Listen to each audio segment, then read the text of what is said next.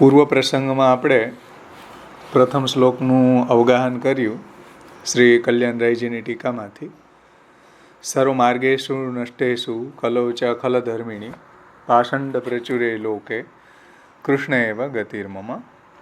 કલિયુગના કારણે ધર્મ અનુષ્ઠાનમાં એટલે કે ધાર્મિક વિધિપૂર્વક કરવાના જે કાર્યો છે એમાં પણ આંતરિક જે ખરાબ હેતુઓ છે, એના ખરાબ પ્રયોજન છે, ધર્મ કાર્ય કરવામાં પણ એનું પ્રયોજન દૂષિત છે અને એવા દૂષિત પ્રયોજનથી એની પ્રચુરતા જ સર્વત્ર આપણને જોવા મળે છે.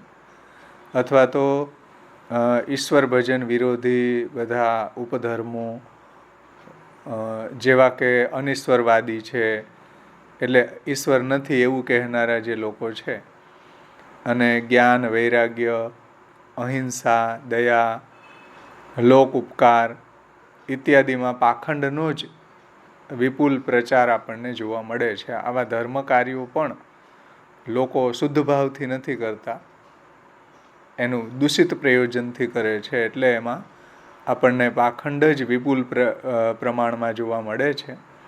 તો એવા પ્રચાર વડે ભગવત પ્રાપ્તિના કર્મ, જ્ઞાન તથા ભક્તિ માર્ગ અવરુદ્ધ થઈ ગયા છે, નષ્ટ થઈ ગયા છે.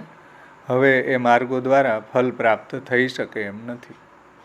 તો પણ જેમને સાધન તથા ફલના રૂપમાં એકમાત્ર શ્રી કૃષ્ણનો જ આશ્રય કરવો જોઈએ. સાધન રૂપ પણ પ્રભુનો આશ્રય છે અને ફલરૂપ પણ પ્રભુનો આશ્રય છે. એટલે સાધન સાધ્ય એકીકૃત કરીને અહીંયા શ્રી મહાપ્રભુજી કૃષ્ણાશ્રય સમજાવી રહ્યા છે. અને એવા ભક્તોને કોઈ પણ પ્રકારનો ભય આધુનિક સમયમાં પણ નથી, જેને શ્રી કૃષ્ણનો આશ્રય છે એને. તો આ કારણને લીધે કલિયુગમાં એકમાત્ર શ્રી કૃષ્ણ જ આશ્રય સ્થાન છે, શ્રી કૃષ્ણ જ આપણી ગતિ છે. હવે આપણે બીજો શ્લોકની શરૂઆત કરશું. બીજા શ્લોકની અંદર લોકાશ્રય અત્યારે ફલ સાધક નથી, તો પણ કૃષ્ણાશ્રયની સફળતાના નિરૂપણ માટે ધર્મના જે 6 અંગો છે, દેશ, કાલ, દ્રવ્ય, કર્તા, મંત્ર, કર્મ, એમાં આપણે કાલની સ્થિતિ જોઈ. હવે આવે છે દેશ. દેશની વર્તમાન સમયમાં ફલ અસાધક છે. દેશ દ્વારા અત્યારે ફલની સાધકતા નથી, એટલે કૃષ્ણનો જ આશ્રય કરવો જોઈએ. કૃષ્ણના આશ્રયથી જ ફલ સાધકતા થશે. તેથી શ્રી મહાપ્રભુજી દ્વિતીય શ્લોકમાં આજ્ઞા કરે છે, મ્લેચ્છાક્રાંતેષુ દેશેષુ પાપૈક નિલયેષુ ચ સત્પીડા વ્યગ્રલોકેષુ કૃષ્ણ એવ ગતિર્મમ. અહીં કલિકાલમાં દેશ, પવિત્ર દેશો પણ મ્લેચ્છો એટલે કે હીન લોકોથી ઘેરાયેલા છે, અને એકમાત્ર પાપોના જ એ ધામ બની ચૂક્યા છે, પાપોના જ સ્થાન બની ચૂક્યા છે. અને સત્પુરુષોને થતી પીડાથી લોકો વ્યગ્ર બન્યા છે. આવી પરિસ્થિતિમાં હે પ્રભુ, શ્રી કૃષ્ણ જ મારી ગતિ હો, એમ શ્રી મહાપ્રભુજી દ્વિતીય શ્લોકમાં આજ્ઞા કરે છે. ષોડશ ગ્રંથ પરિચયમાંથી દ્વિતીય શ્લોકનું તાત્પર્ય એ રીતના સમજાવ્યું છે કે આખો દેશ તામસી મ્લેચ્છ શક્તિઓથી આક્રાંત એટલે કે આક્રમણ થયેલો, હુમલો કરાયેલો, ઘેરાયેલો, અથવા તો જીતાયેલો, અથવા તો દબાયેલો, અથવા તો કચડાયેલો બની ગયો છે. દેશ કેવો બની ગયો છે?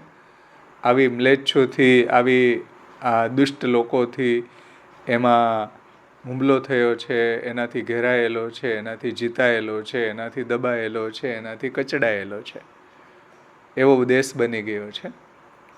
લોભ, લાલચ, કામુકતા, વ્યભિચાર, લૂંટફાટ, હિંસા, અત્યાચાર જેવા પાપોના અનૈતિક અડ્ડા જ સર્વત્ર ફાટી નીકળ્યા છે. સ્વધર્મ પાલનનો જે લોકો થોડો ઘણો પણ પ્રયાસ કરતા હોય છે તેમને અનેક પ્રકારની પીડા થતી હોય છે. જે લોકો ધર્મનું આચરણ કરવા જઈ રહ્યા છે એ લોકોને અનેક પ્રકારની પીડા થતી હોય છે. ઘણા બધા દુઃખ અને ત્રાસ આપવામાં આવી રહ્યો હોય છે. આવી સ્થિતિમાં સજ્જનો પણ વ્યગ્ર બની ગયા છે. આ સ્વાભાવિક વાત છે. એવી સ્થિતિનો સામનો કરવાને માટે કેવલમાં કેવલ શ્રી કૃષ્ણનો જ આશ્રય, શ્રી કૃષ્ણ જ અત્યારે આપણો આ બધી પરિસ્થિતિમાં રક્ષણ કરવા સમર્થ છે, બીજું કોઈ નહીં. તો શ્રી કૃષ્ણ જ અમારો ભરોસાપાત્ર આશ્રય બની શકે છે આવી પરિસ્થિતિમાં પણ. શ્રી કલ્યાણરાયજીની ટીકા આપણે અધ્યયન કરશું. દ્વિતીય શ્લોકમાં પેજ નંબર 17 ઉપર શ્રી કલ્યાણરાયજીની ટીકા છે.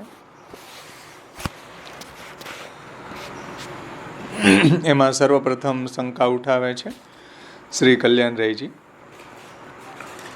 यहाँ एक शंका ऐसी होती है कि पुण्य देशों में रहने से भी पुरुषार्थ की सिद्धि हो ही जाती है, फिर उन सबन को छोड़कर आचार्य चरणों ने आश्रय के लिए ही प्रार्थना कर रहे हैं. એટલે પુણ્ય દેશો જે છે એની અંદર રહેવાથી પણ પુરુષાર્થની સિદ્ધિ થશે, તો પછી આશ્રયની જ ભાવના શા માટે કરવી જોઈએ? આશ્રય ઉપર તમે આશ્રયનો જ આટલો આગ્રહ કેમ રાખો છો? तो इन देशों को धर्म का असाधक कहते हुए आचार्य चरणों अग्रिम श्लोक में आश्रय की प्रार्थना करते हैं. એટલે કે અત્યારે દેશોનો આશ્રય પણ સાધક નથી રહ્યો, શ્રી કૃષ્ણનો જ આશ્રય અત્યારે સાધક બને છે. એટલા માટે શ્રી મહાપ્રભુજી આજ્ઞા કરે છે, મ્લેચ્છાક્રાંતેષુ દેશેષુ પાપૈક નિલયેષુ ચ સત્પીડા વ્યગ્રલોકેષુ कृष्ण एव गतिर्मम. म्लेच्छाक्रांतेषु इत्यादि शब्दों की व्याख्या करते हैं.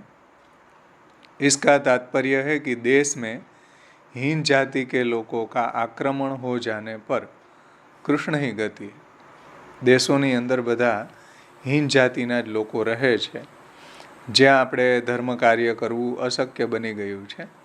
તો આવી પરિસ્થિતિમાં એકમાત્ર શ્રી કૃષ્ણ જ મારા આશ્રય સ્થાન થાઓ. परंतु सभी ऐसे नहीं होते. कुछ म्लेच्छ न्यायप्रिय भी होते हैं. तो बीजी कोई आर्ग्युमेंट एवी करे कि भाई બધા માણસો થોડા સરખા હોય, કોઈ म्लेच्छो હોય એ પણ એવા न्यायप्रिय हो सके छे, उनमें क्या दोष है? तो श्री आचार्य चरणों कहते हैं कि पापैक निलयेषु च इत्यादि शब्दों से कहते हैं कि બધા જ પાપના ધામ બની ગયા છે દેશો. तो आप श्री का तात्पर्य यह है कि भले ही न्यायप्रिय है, परंतु पाप रूप ही एवं पाप का घर है. अथवा तो यूँ अर्थ करें कि इस प्रकार पापी जन एवं अंग बंग कलिंग कैकट मगध मागध मरु सुर सिंध, तो ऐसे देशों में रहने वाले दुष्ट जन जहाँ जाने मात्र से सारे संस्कार पुनः करने पड़ते. એટલે ત્યાં જો બ્રાહ્મણ ક્ષત્રિય વૈશ્ય જાય તો એને પુનઃ અગ્નિ યજ્ઞોપવિત સંસ્કાર વગેરે ફરીથી કરવા પડે છે. એવા મ્લેચ્છ દેશોથી આક્રાંત દેશ છે આ. तो जहाँ जाने मात्र से ही संस्कार पुनः करने पड़ते हैं, ऐसे लोगों से आक्रांत हो जाने पर श्री कृष्ण ही मेरी गति हो. आ देशनी कंडीशन आ છે કે બધી બાજુ મ્લેચ્છોથી આક્રાંત દેશો બની ગયા છે.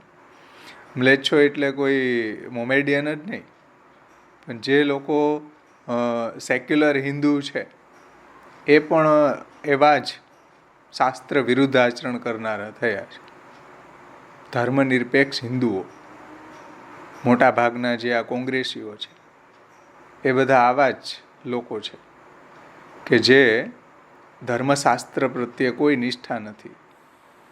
સમજો, જે સેક્યુલર હિન્દુ છે, શાસ્ત્રની નહીં માનનારા, એ બધા પણ મ્લેચ્છો જ છે. એ કર્મથી મ્લેચ્છ છે. એટલે જન્મથી પણ મ્લેચ્છ હોય, કર્મથી પણ મ્લેચ્છ હોય. તો આવા લોકોથી જ આ દેશ ઘેરાયેલો છે. સમજાણું?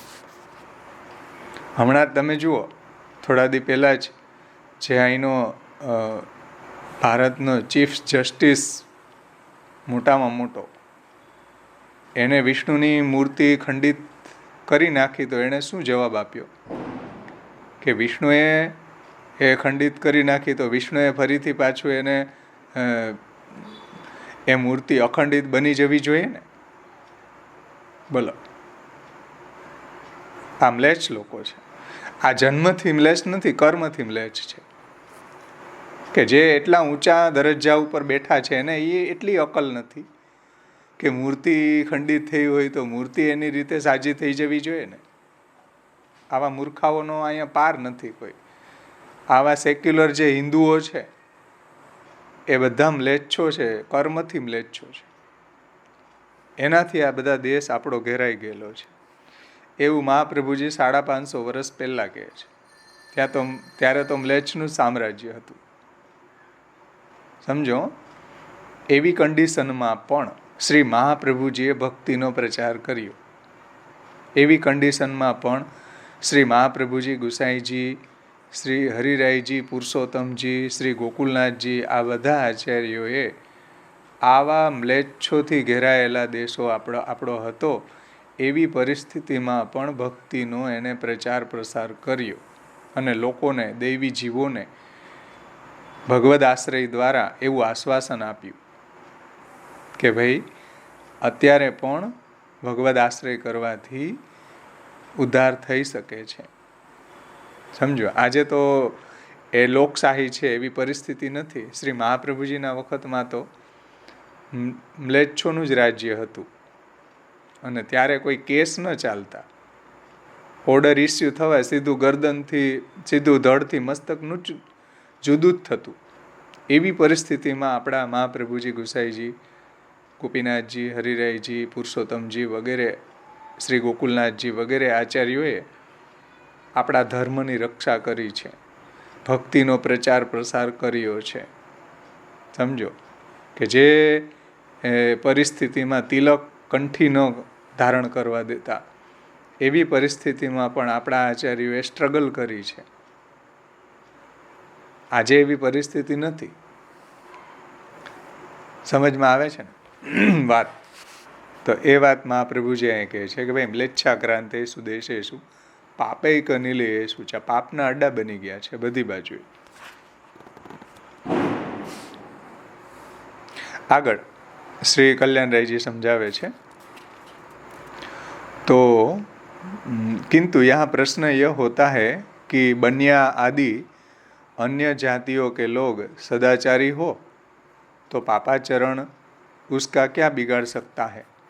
કે ભાઈ બન્યા વગેરે બીજા પણ લોકો તો રહી રહ્યા છે અને એ લોકો પણ સદાચારી હોય, સત્કર્મ કરવાવાળા હોય, પરોપકાર ઇત્યાદિ કરવાવાળા હોય, તો આવા બધા પાપાચરણો એનું શું બગાડી શકે? तो श्री आचार्य चरणों इसे सतपीड़ा व्यग्र लोकेशु इत्यादि शब्दों से कहते हैं. आचार्य चरणों आज्ञा करते हैं कि सत्पुरुषों को पीड़ा होती देखकर सभी लोग व्यग्र हो गए हैं. સત્પુરુષોને દુઃખી જોઈને બીજા લોકો ધર્માચરણમાં પ્રવૃત્ત નથી થતા.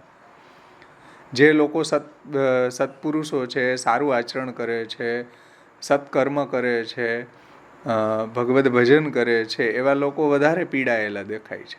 અને જે લોકો દુષ્ટ, અનીતિ, અન્યાય, અત્યાચાર, વ્યભિચાર, આવું કરવાવાળા લોકો છે, એ તો બધાય ફૂયલા ફાયલા દેખાય છે, એ બધા સુખી દેખાય છે.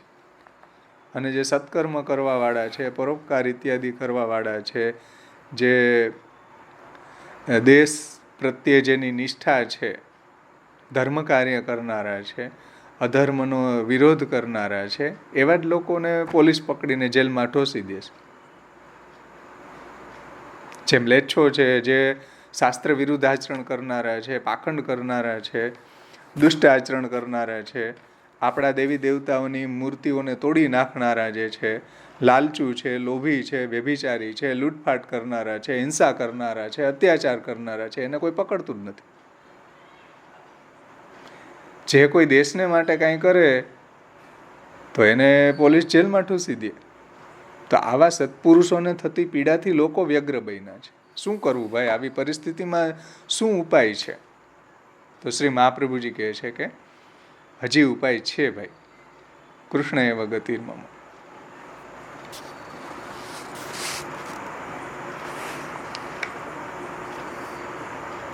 એ વાત શ્રી મહાપ્રભુજી સમજાવે છે કે સત્પુરુષો કી પીड़ा का कारण बना. જુઓ, आचार्य चरणों आज्ञा करते हैं कि सत्पुरुषों को पीड़ा होती है, यह देखकर सभी लोग व्यग्र हो गए हैं. કે તો પછી આમાં સાચું શું, કરવું શું? और स्वधर्माचरण करना ही इन सत्पुरुषों की पीड़ा का कारण बन गया है. સ્વધર્મનું આચરણ કરવું એ જ એની પીડાનું કારણ બની ગયું છે. आचार्य चरणों आगे कहते हैं कि यह प्रत्यक्ष रूप से दिखाई देता है. આ વાત બધા સામે જ જોઈ રહ્યા છે, હસ્ત અમલવત. જોવે છે કે નહીં બધા? अतः धर्म करना या फिर प्राकृत लौकिक कार्य ही करने अथवा तो फिर क्या करना चाहिए, इस प्रकार से लोग व्याकुल हो गए कि तो હવે ધર્માચરણ કરવું કે ન કરવું, તો અધર્માચરણ કરવું કે प्राकृत संसारी लोकोना जेवू जीवन जीवू, करवू शू आमा? तो इन कारण से लोगों धर्म के प्रति श्रद्धा का, हाँ, तो फिर करना क्या, इस प्रकार से व्याकुल हो गए हैं और सद धर्म का परिणाम शुभ ही होगा. यह इस कलयुग में निश्चित रूप से कहा नहीं जा सकता कि सत धर्मનો આચરણ કરવાથી એનું પરિણામ શુભ થશે. इस कारण से लोगों धर्म के प्रति श्रद्धा का अभाव हो गया. આના કારણે લોકોને ધર્મ પ્રતિ શ્રદ્ધા ઉડી ગઈ. તો હવે શું કરવું ભાઈ આવી પરિસ્થિતિમાં? अतः सदाचारी लोग भी धर्म करने में सहायक नहीं हो सकते. સદાચારી લોકો પણ ધર્માચરણ કરવામાં અત્યારે સહાયક બની શકતા નથી.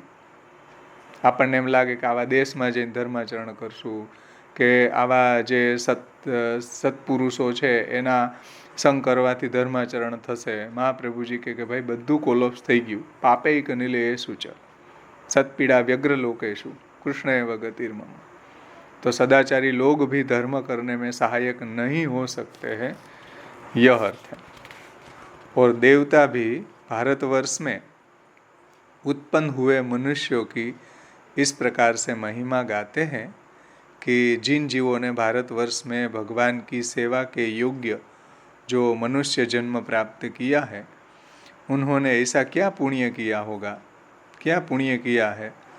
तो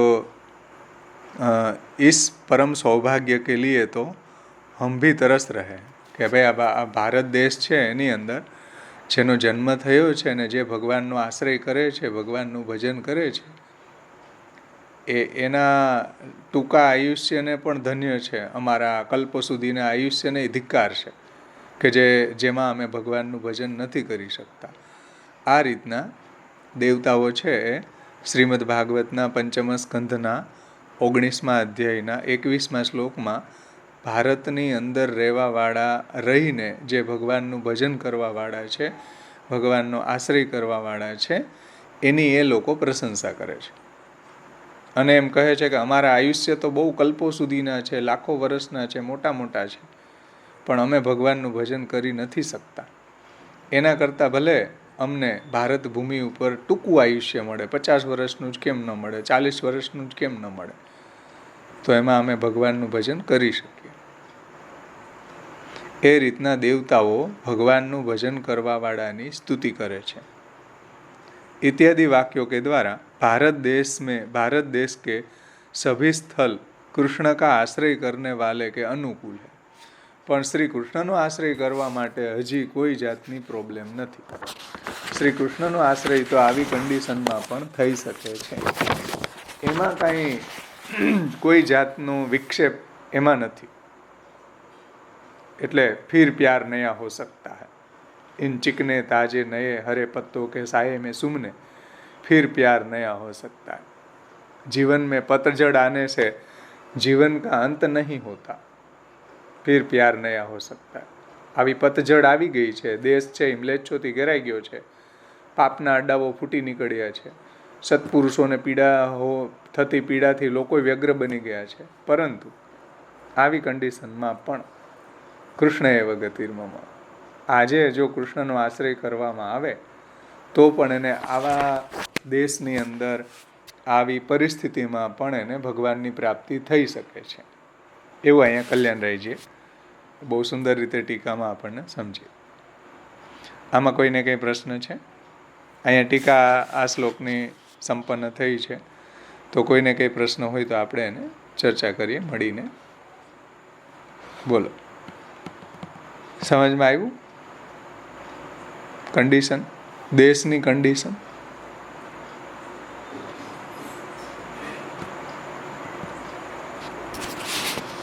બોલ્યા ને કે ઈશ્વર જેવું કોઈ તત્વ નથી, એટલે ઈ આપે કોનો ફેલાવો કોણ કરી રહ્યું છે એમ કહ્યું આપે. મ્લેચ્છ લોકો જે કર્મથી મ્લેચ્છ છે, સેક્યુલર હિન્દુ છે આપણા, એ પણ એના જેવા જ બની ગયા છે હવે, કે જેને કોઈ શાસ્ત્ર એ લેવા દેવા જ નથી. એ મ્લેચ્છ લોકોના જે રુચિ મુનિઓ જે હતા તો એને પણ સાંખ્ય મત થી આ ફેલાવો કર્યો એવી રીતે સમજવાનું. એને બધા મોહક શાસ્ત્રો લખેલા છે, એ તો વિમુખ કરવા માટે, એની ચર્ચા આગળ આવશે ત્યારે કરશું. અત્યારે તો દેશની ચર્ચા ચાલે છે કે ભાઈ દેશ કેવા બની ગયા. દેશ બધા મ્લેચ્છોથી આક્રાંત થઈ ગયા, બધા પાપના ધામ બની ગયા.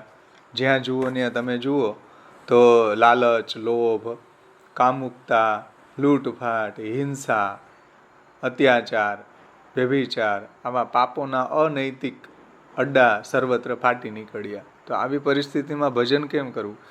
આવી પરિસ્થિતિમાં શું કરવું? આ પ્રોબ્લેમ છે. એટલે શ્રી મહાપ્રભુજી કે કૃષ્ણ એવ ગતિર્મમ. હા બીરેનભાઈ બોલો. બીજી લિંક માંથી નિલેશભાઈ નો સવાલ છે. હા હા નિલેશભાઈ બોલજો આપ. ભાવેશભાઈ, આમાં એમ सदधर्म का परिणाम शुभ ही होगा, यह इस कलयुग में निश्चित रूप से कहा नहीं जा सकता. तो મારો ક્વેશ્ચન છે કે ફળ આપવું એ તો પ્રભુના હાથમાં છે. તમારા પૂર્વ જન્મના જે રીતે કર્મ હોય એનું ફળ તમને આ જન્મમાં, એટલે પૂર્વ જન્મમાં ખરાબ કર્મ કર્યું હોય તો એનું આ જન્મમાં સમજો ખરાબ ફળ મળે. તો એનો મતલબ એમ થોડો કે સદધર્મનું એનું વિલંબ થઈ શકે, પણ જેવું મુશ્કેલ છે કલયુગમાં એમ કેમ વળ્યું? શ્રી મહાપ્રભુજીએ એનો ખુલાસો સર્વનિર્ણયમાં સમજાવ્યો છે. ભાવેશભાઈ એક મિનિટ, એમનો જરા પ્રશ્ન બરાબર. હા, નિલેશભાઈનો પ્રશ્ન એવો છે કે જે કલ્યાણરાયજીએ અહીંયા સમજાવ્યું છે કે મારો પ્રશ્ન એ છે કે આમાં જે તો એ બાબતમાં ભગવાને પણ ગીતાજીમાં કહ્યું છે, કર્મણો ગહના ગતિ. કર્મની ગતિ ગહન છે. ક્યારે સત્કર્મ કરવા જાય તો દુષ્ફળ મળી જાય એવું બને છે. નિબંધમાં મહાપ્રભુજીએ એ બધું વિસ્તારથી સમજાવ્યું છે કે ગાંધારી જે છે એને એવી એકાદશી કરી તો એનાથી સત્ફળ મળવું જોઈએ ને, એને બદલે એના 100 પુત્રોનો નાશ થઈ ગયો. ગૃહસ્થી છે એના ઘરેથી કોઈ અતિથિ છે એ ચાલ્યો જાય, એનું ઘર બંધ હોય ને એનું જો યોગ્ય ઉપકાર ન થયો એની ઉપર, એનો સત્કાર ન થયો, એનો ચાલ્યો જાય તો એ ગૃહસ્થીના બધા પુણ્યોને લઈને ચાલ્યો જાય. એટલે કર્મની ગતિ એટલી ગહન છે કે ખબર જ ન પડે કે ઘણી વખત સત્કર્મનું ફલ અસતય મળી જાય. એ નિબંધમાં મહાપ્રભુજીએ વિસ્તારથી એનું વિવેચના કરી છે. એટલે सद्धर्म का परिणाम शुभ ही होगा, नो ડિસાઇડ.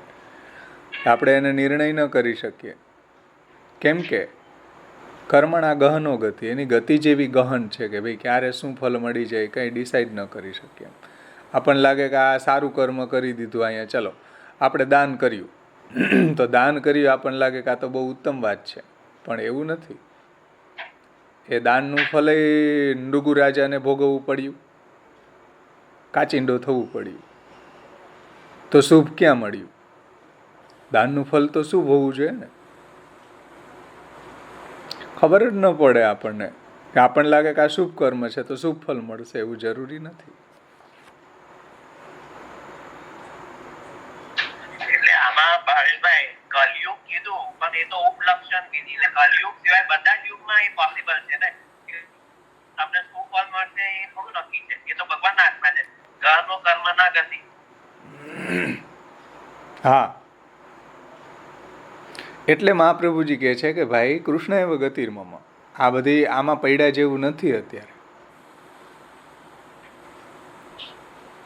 સમજાણું ને? ભલે સતયુગમાં હોય કે ત્રેતામાં હોય, ત્યારે કૃષ્ણ એવ ગતિર્મમ. ધર્મથી કાર્ય ચાલ્યું જ નથી, ધર્મથી કાંઈ સિદ્ધ થયું નથી. જ્યારે ભગવાન પ્રગટ થયા ને દર યુગમાં, ત્યારે જ ધર્મીથી જ બધા ધર્મો સિદ્ધ થયા, બધી પરિસ્થિતિમાં. રામચંદ્રજી પ્રગટ થયા ત્રેતામાં, ત્યારે બધા ઋષિમુનિઓનો ધર્મ સિદ્ધ થયો. બાકી તો એના ધર્મ ખંડિત જ થઈ જતા હતા. બધા અસુરો જે છે એના કોઈ ધર્મનું પાલન કરવા જ ન દેતા હતા. દ્વાપરમાં ભગવાન પ્રગટ થયા, ધર્મી પ્રગટ થયા, ત્યારે ધર્મનું રક્ષણ થયું. બધી જગ્યાએ આ જ વાત છે. એટલે ભગવાન કહ્યું કે ભાઈ અભ્યુત્થાનમ અધર્મસ્ય તદાત્માનમ સુજામ્યહમ પરિત્રાણાય સાધુનાય વિનાશાય ચ દુષ્કૃતામ ધર્મ સંસ્થાપનાર્થાય સંભવામી યુગે યુગે. એટલે ધર્મીનો જ આશ્રય કરવો જોઈએ. ધર્મી જ રક્ષણ કરવાવાળા છે. અત્યારે ધર્મ કોલોપ્સ થઈ ગયા છે. ધર્મનું અવલંબન અત્યારે કરવા બી જાય કોઈ, તોય ડિસાઇડ ન કરી શકે કે સારું જ ફળ મળશે એને એમ. એટલે ભગવદ આશ્રયથી જ સત્ફળ પ્રાપ્ત થશે. બીજા કોઈ સાધનો અત્યારે કારગર નથી એમ, એવું અહીંયા તાત્પર્ય જણાય છે.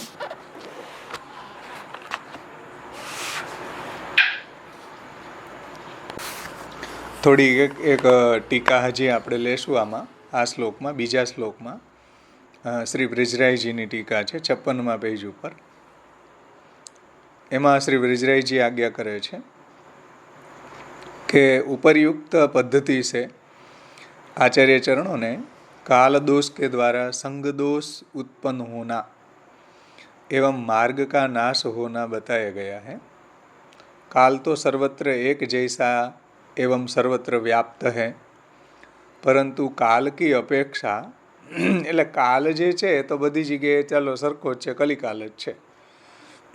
કાલની અંદર કોઈ ડિફરન્સ નથી કે અહીંયા બીજી જગ્યાએ કોઈ બીજો કાલ હોય ને અહીંયા અલગ કાલ હોય, એવું નથી. કાલ સરખો જ છે. परंतु काल की अपेक्षा देशों में विशेष परिवर्तन हुआ है. काल करता पण વધારે देशों में परिवर्तन થયું છે. काल की तुलना में देश की परिस्थितियाँ असाधारण है. और इसके अतिरिक्त यह भी है कि काशी जैसे नगरियों में मथुरा नगरी ही धन्य है, जो 4 प्रकार से मुक्ति देती है. समझो, मथुरा नगरी जे छे काशी करता विशेष एનું महात्म्य છે કે જે 4 પ્રકારે મુક્તિ આપે છે. કયા 4 પ્રકાર? તો એક તો જન્મ લેને છે, एक तो ત્યાં जन्म થવાથી. બીજું, दूसरे वहाँ यज्ञोपवीत करने છે. આવી જે પવિત્ર નગરી છે મથુરા, તો એમાં યજ્ઞોપવીત ધારણ કરવાથી પણ મુક્તિ મળે છે. તીસરે મૃત્યુ હોને છે. ત્રીજું એમાં મરણ પામવાથી. અને ચોથું મૃત્યુ કहीं भी हो પરંતુ અગ્નિ સંસ્કાર કરને છે. આવા મથુરા નગરી જેવા સ્થાન છે એમાં ભલે મૃત્યુ કોઈ પણ જગ્યાએ થયું, પણ એનો ત્યાં અગ્નિ સંસ્કાર કરવામાં આવે તો પણ મુક્તિ મળે છે. इत्यादि वाक्यों में स्थान की महिमा गाई हुई है। આ વાક્યો શાસ્ત્રના છે અને એમાં સ્થાનનું મહાત્મ્ય બતાવ્યું છે, દેશનું મહાત્મ્ય બતાવ્યું છે 4 રીતે। और कहा गया है कि कुछ स्थान विशिष्ट धर्म के साक्षात साधक है।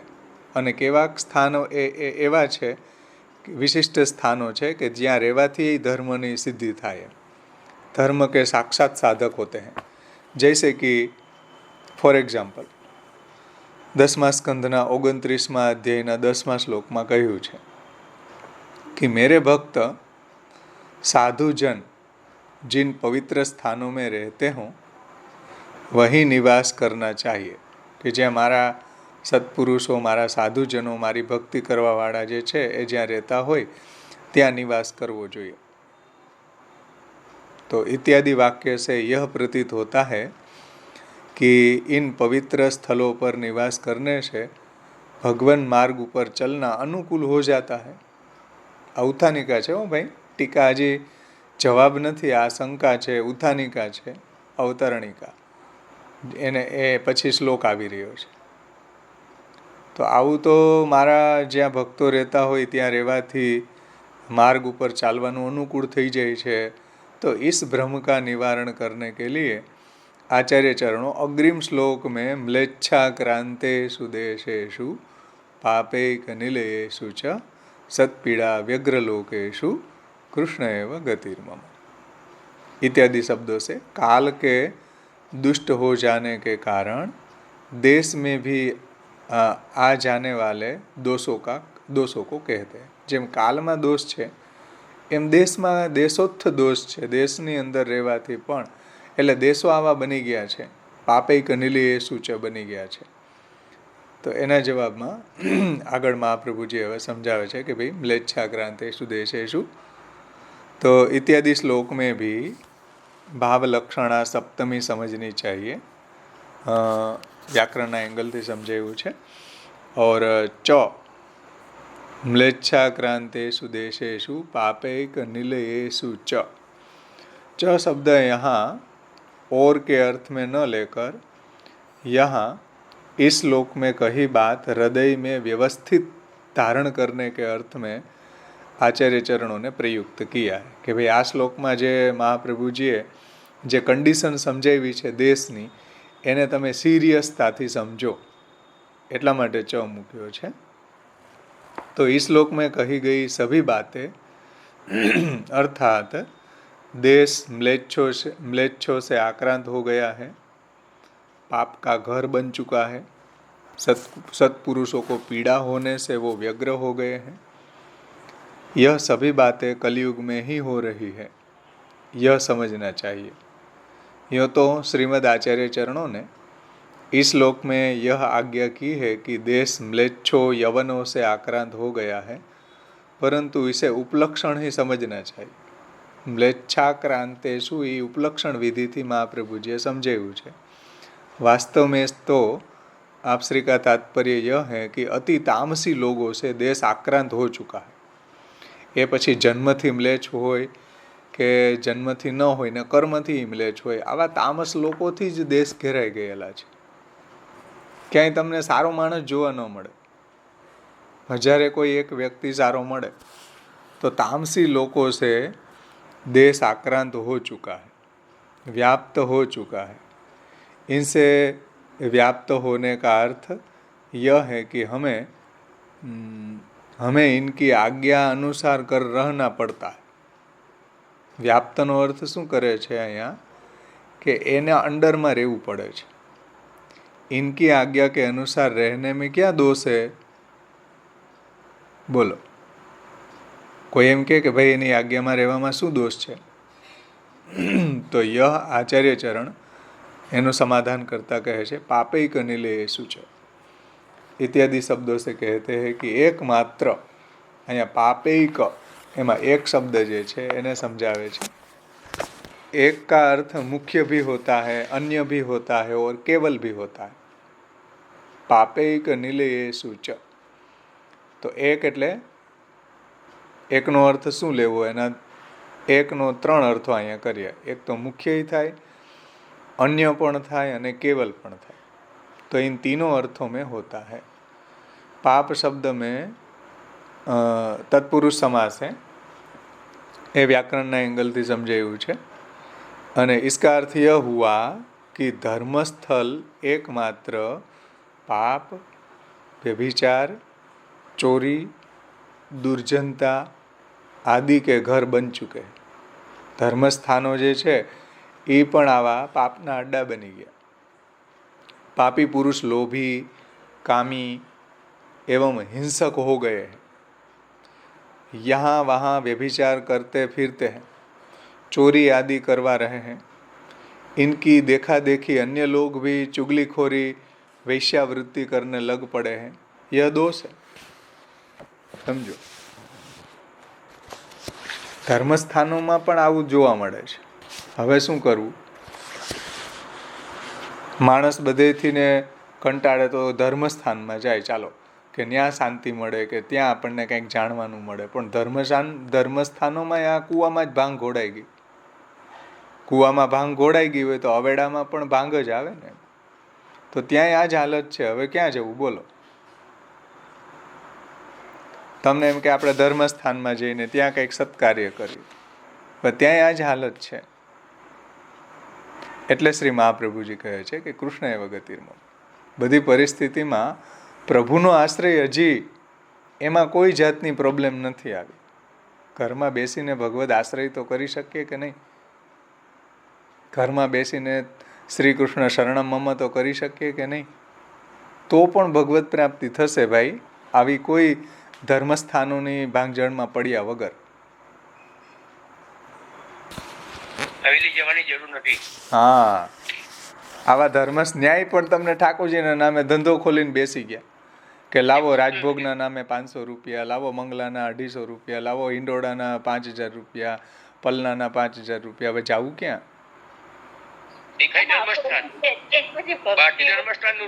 હા, તો ધર્મસ્થાનોમાં આપણને લાગે કે આપણે ત્યાં ધર્મ કરીએ, પણ ધર્મ થતો જ નથી. ત્યાં તો અધર્મ થઈ રહ્યો છે. ધર્મસ્થાનોમાં અધર્મ થઈ રહ્યો છે. હવે ક્યાં જવું બોલો? ભગવત સ્વરૂપના નામે દ્રવ્ય લઈને તો બહુ મોટું ખરાબ મોટું કાર્ય ને. એ તો બધાથી મોટો અધર્મ છે. એ તો બધાથી મોટો અધર્મ.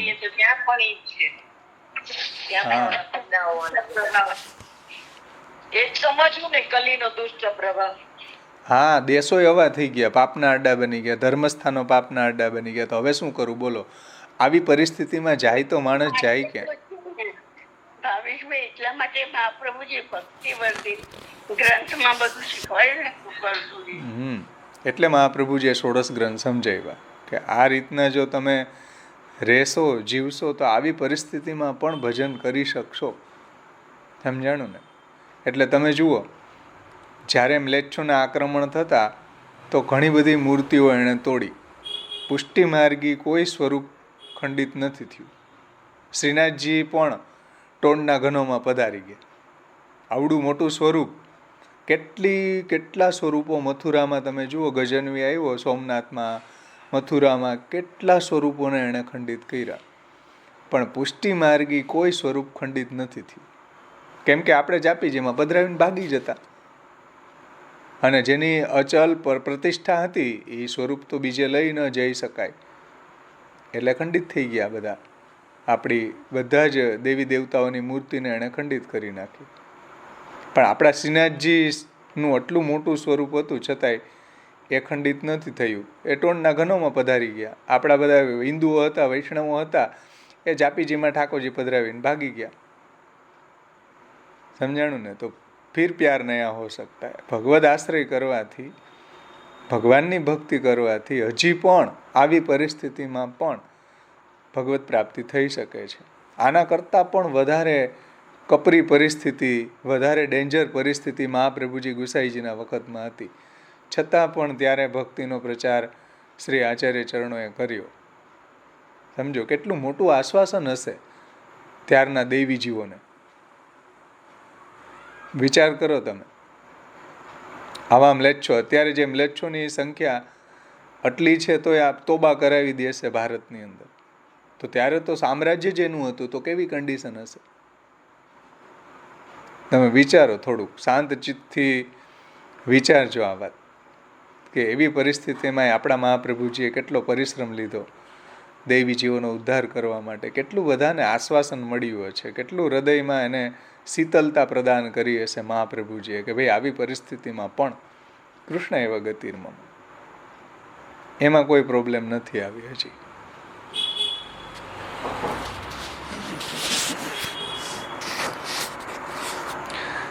આગળ कल्याणराय जी आज्ञा करे छे कि यहाँ एक शंका यह होती है कि सभी लोग तो ऐसे दुष्ट नहीं होते.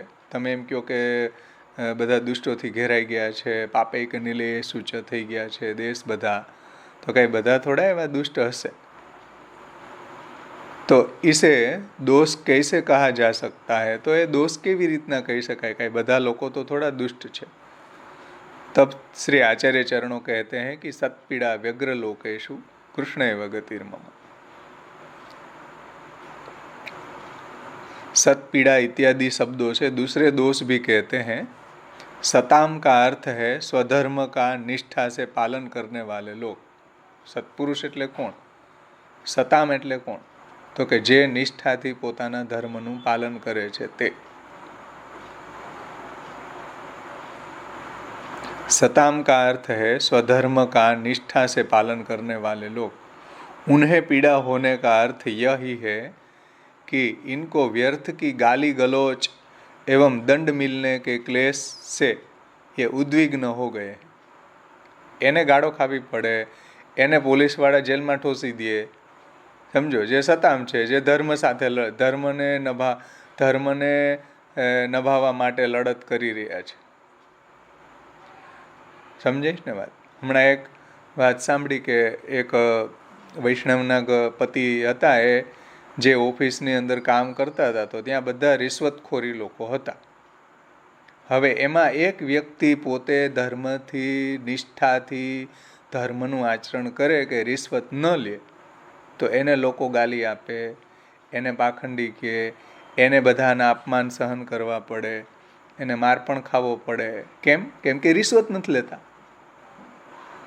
સત્પીડા વ્યગ્ર લોકેશું છે ને ભાઈ, રિશ્વત ન લેવાને કારણે માર પડી રહી છે, રિશ્વત ન લેવાને કારણે ગાળો ખાવી પડે છે. તો આવી કન્ડિશનમાં શું કરવું? સત્પુરુષો જે ધર્મથી, અહીંયા સતામનો અર્થ શું કર્યો? સ્વધર્મનું નિષ્ઠાથી પાલન કરવા વાળા. સમજમાં આવે છે વાત? સ્વધર્મપૂર્વક જે સ્વધર્મનું નિષ્ઠાથી પાલન કરવા વાળા છે એની આવી હાલત છે. તો હવે બીજા લોકો એને જુએ કે જો આ ધર્મનું પાલન કરવા વાળાની ગતિ જુઓ, તો જાવું ક્યાં? સત્પીડા વ્યગ્ર લોકેશું. સત્પુરુષોને થતી પીડાથી લોકો વ્યગ્ર થઈ ગયા છે, ધર્મમાંથી એની આસ્થા હટી ગઈ છે. એ વાત મહાપ્રભુજી સમજાવે છે કે સતામ કા અર્થ है स्वधर्म की निष्ठा, स्वधर्म का निष्ठा से पालन करने वाले लोग, उसे पीड़ा होने का अर्थ यही है कि उनको व्यर्थ की गाली गलौच एवं दंड मिलने के क्लेश से उद्विग्न हो गए. तो आचार्य चरणों आज्ञा करते हैं कि जिस कलिकाल में सत्पुरुषों को ऐसी पीड़ा हो रही है, ऐसे में कृष्ण ही मेरी गति हो. શું કરવું ભાઈ? એકમાત્ર પ્રભુ જ મારી ગતિ થાઓ, બીજું કોઈ અત્યારે કામ ન આવે, કોઈ સાધન કામ ન આવે. શ્રી કૃષ્ણ હિ મેરી ગતિ હો. કૃષ્ણ સિવાય આવી કન્ડિશનમાં રક્ષક કોઈ જ નથી. એકમાત્ર કૃષ્ણ, એકમાત્ર કૃષ્ણ, કૃષ્ણ અને કૃષ્ણ જ રક્ષક છે. ऐसे में कृष्ण ही मेरी गति है. इस प्रकार से आचार्य चरणों ने इस श्लोक में कलिकाल के द्वारा होने वाले 4 प्रकार के दोष कहे. पहला तो तामसी लोग का प्रभुत्व, तामसी लोगों की बोलबाला, तामसी लोगों का प्रभुत्व, एनु वर्चस्व, एनी जो हुक्मी, और पाप की बहुलता. बधी जगह पापनी बहुलता जोवा मळे, क्यांय सारो माणस जोवा न मळे, बधा पापाचरण करता जोवा मळे आपणे. और तीसरी सज्जनों को पीड़ा, જે સત્પુરુષ છે, જે નિષ્ઠાથી ધર્મનું આચરણ કરે છે, આવા લોકોને પીડા થાય છે. એવમ ઉન્હે હોતા ઉદ્વેગ, અને એ સત્પુરુષોને જે ઉદ્વેગ થઈ રહ્યો છે, સમજમાં આવ્યું ને? 4 तामसी लोगों का प्रभुत्व, पाप की बहुलता, सज्जनों को पीड़ा एवं उन्हें होता उद्वेग, इन 4 प्रकार के दोषों के उपद्रव से लोगों में भला काम करने की शक्ति नहीं रह गई है. આવા 4 પ્રકારના ઉપદ્રવના કારણે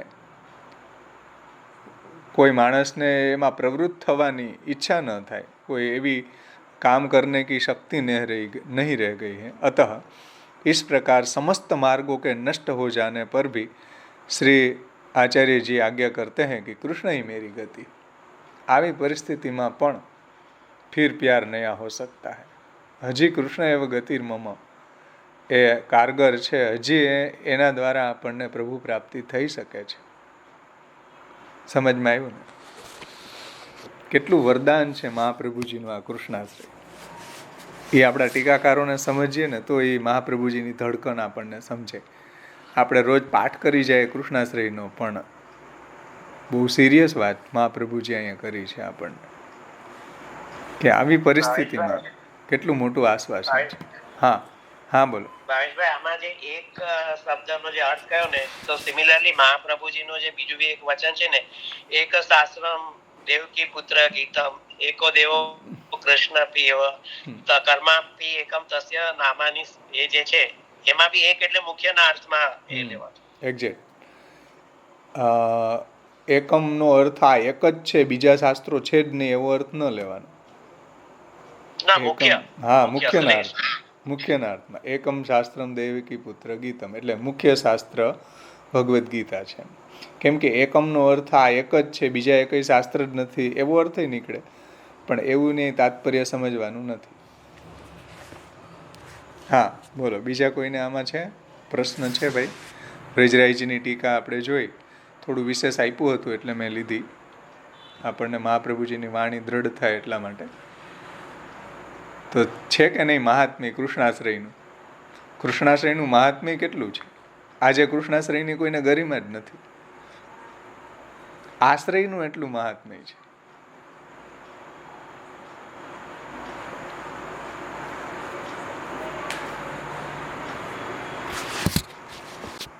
હવે શ્રી મહાપ્રભુજી 3જા શ્લોકની અંદર ગંગાદી તીર્થવર્યેષુ એટલે ધર્મના 6 અંગો અંતર્ગત દેશ, કાલ, દ્રવ્ય. તો અહીંયા દ્રવ્યની વર્તમાન સમયમાં ફલ અસાધકતાનું વર્ણન કરે છે. ગંગાદી તીર્થવર્યેષુ દુષ્ટૈરેવા વૃતેષ્વિહ તિરોહિતાધિદેવેશુ કૃષ્ણ એવ ગતિર્મમ. અત્યારે કલિકાલમાં ગંગાજી વગેરે ઉત્તમ તીર્થો પણ દુષ્ટ લોકો વડે જ ઘેરાયેલા હોવાથી તેમનું આધિદેવિક સ્વરૂપ છે એ તિરોહિત થયું છે.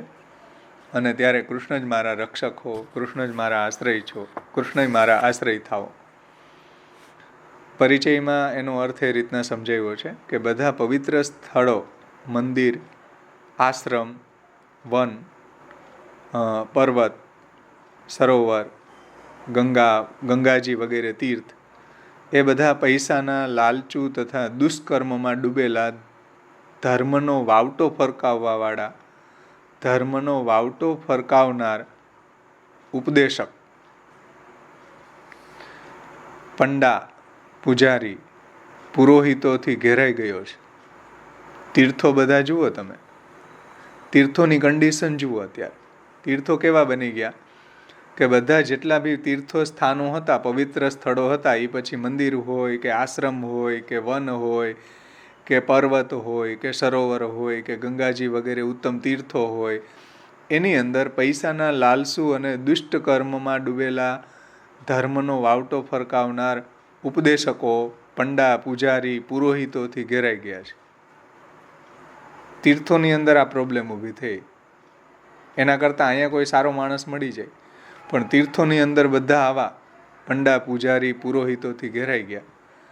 અને એ કારણને લીધે આ પવિત્ર સ્થળોનો જેવો આધિદૈવિક પ્રભાવ પ્રગટ થવો જોઈએ એવો આધિદૈવિક પ્રભાવ ત્યાં પ્રગટ થતો નથી, કેમ કે દુષ્ટોથી ઘેરાઈ ગયા. પરંતુ જે ભક્તોમાં શ્રી કૃષ્ણની લાલસા છે, જે ભક્તોમાં હજી ધર્મીનો આશ્રય છે, ધર્મનો નહીં, જે ભક્તોમાં હજી પરબ્રહ્મ શ્રી કૃષ્ણનો જો આશ્રય છે, તો એની કોઈ દિવસ દુર્ગતિ નહીં થાય. એને આ જ જન્મમાં ભગવદ આશ્રયનું બળ એવું છે કે આ જ જન્મમાં એને ભગવાનની પ્રાપ્તિ થઈ શકે છે, જો ભગવાનનો આશ્રય કરવામાં આવે તો શ્રી મહાપ્રભુજીની આજ્ઞા પ્રમાણે. ધર્મી અને ધર્મ આમ સહેજ સ્પષ્ટ ખાલી એક લાઈનમાં સમજાય. ધર્મ એટલે આ બધા બતાવ્યા ને, ધર્મને સિદ્ધ કરવા માટે ષડભી સંપદ્યતે ધર્મ તે દુર્લભતરા કલો. એટલે ધર્મને સિદ્ધ કરવા માટે આ 6 અંગો શુદ્ધ જોઈએ: દેશ, કાલ, દ્રવ્ય, કર્તા, મંત્ર, કર્મ. તો ધર્મ સિદ્ધ થાય, અને ધર્મ સિદ્ધ થાય તો એને ફલ પ્રાપ્તિ થઈ શકે. પણ ધર્મના બધા અંગો કોલોપ્સ થઈ ગયા. પરંતુ જે ધર્મી છે, ધર્મી એટલે ભગવાન પોતે.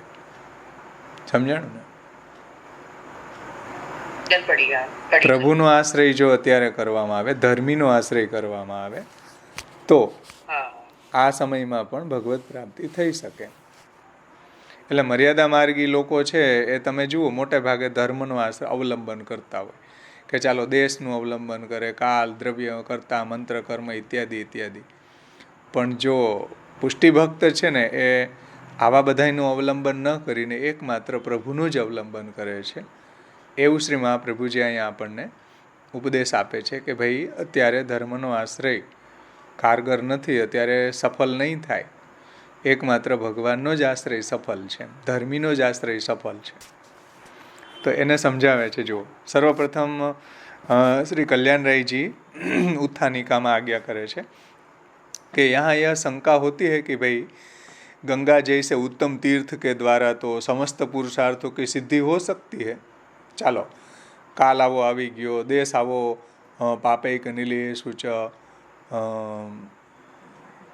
म्लेच्छा आक्रांत थई गयो छे अने सतपीड़ा व्यग्र लोकेशु बनी गया छे. चलो पण तीर्थ तो एवा छे ने हजी कि गंगा जैसे उत्तम तीर्थों के द्वारा तो समस्त पुरुषार्थों की सिद्धि हो सकती है.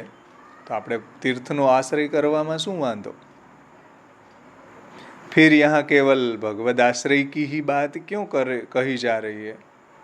तो पछी तमे भगवानना आश्रयनी ज वात शा माटे करो छो? गंगाजी जेवा उत्तम तीर्थो बिराजमान छे अने ए तीर्थोमां रहेवाथी ए तीर्थोनुं सेवन करवाथी पुरुषार्थनी सिद्धि थई जशे. तो केवल कृष्णाश्रय करवानी ज वात तमे शा माटे करो?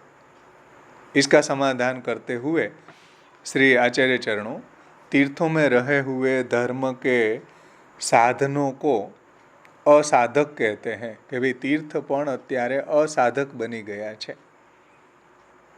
आवी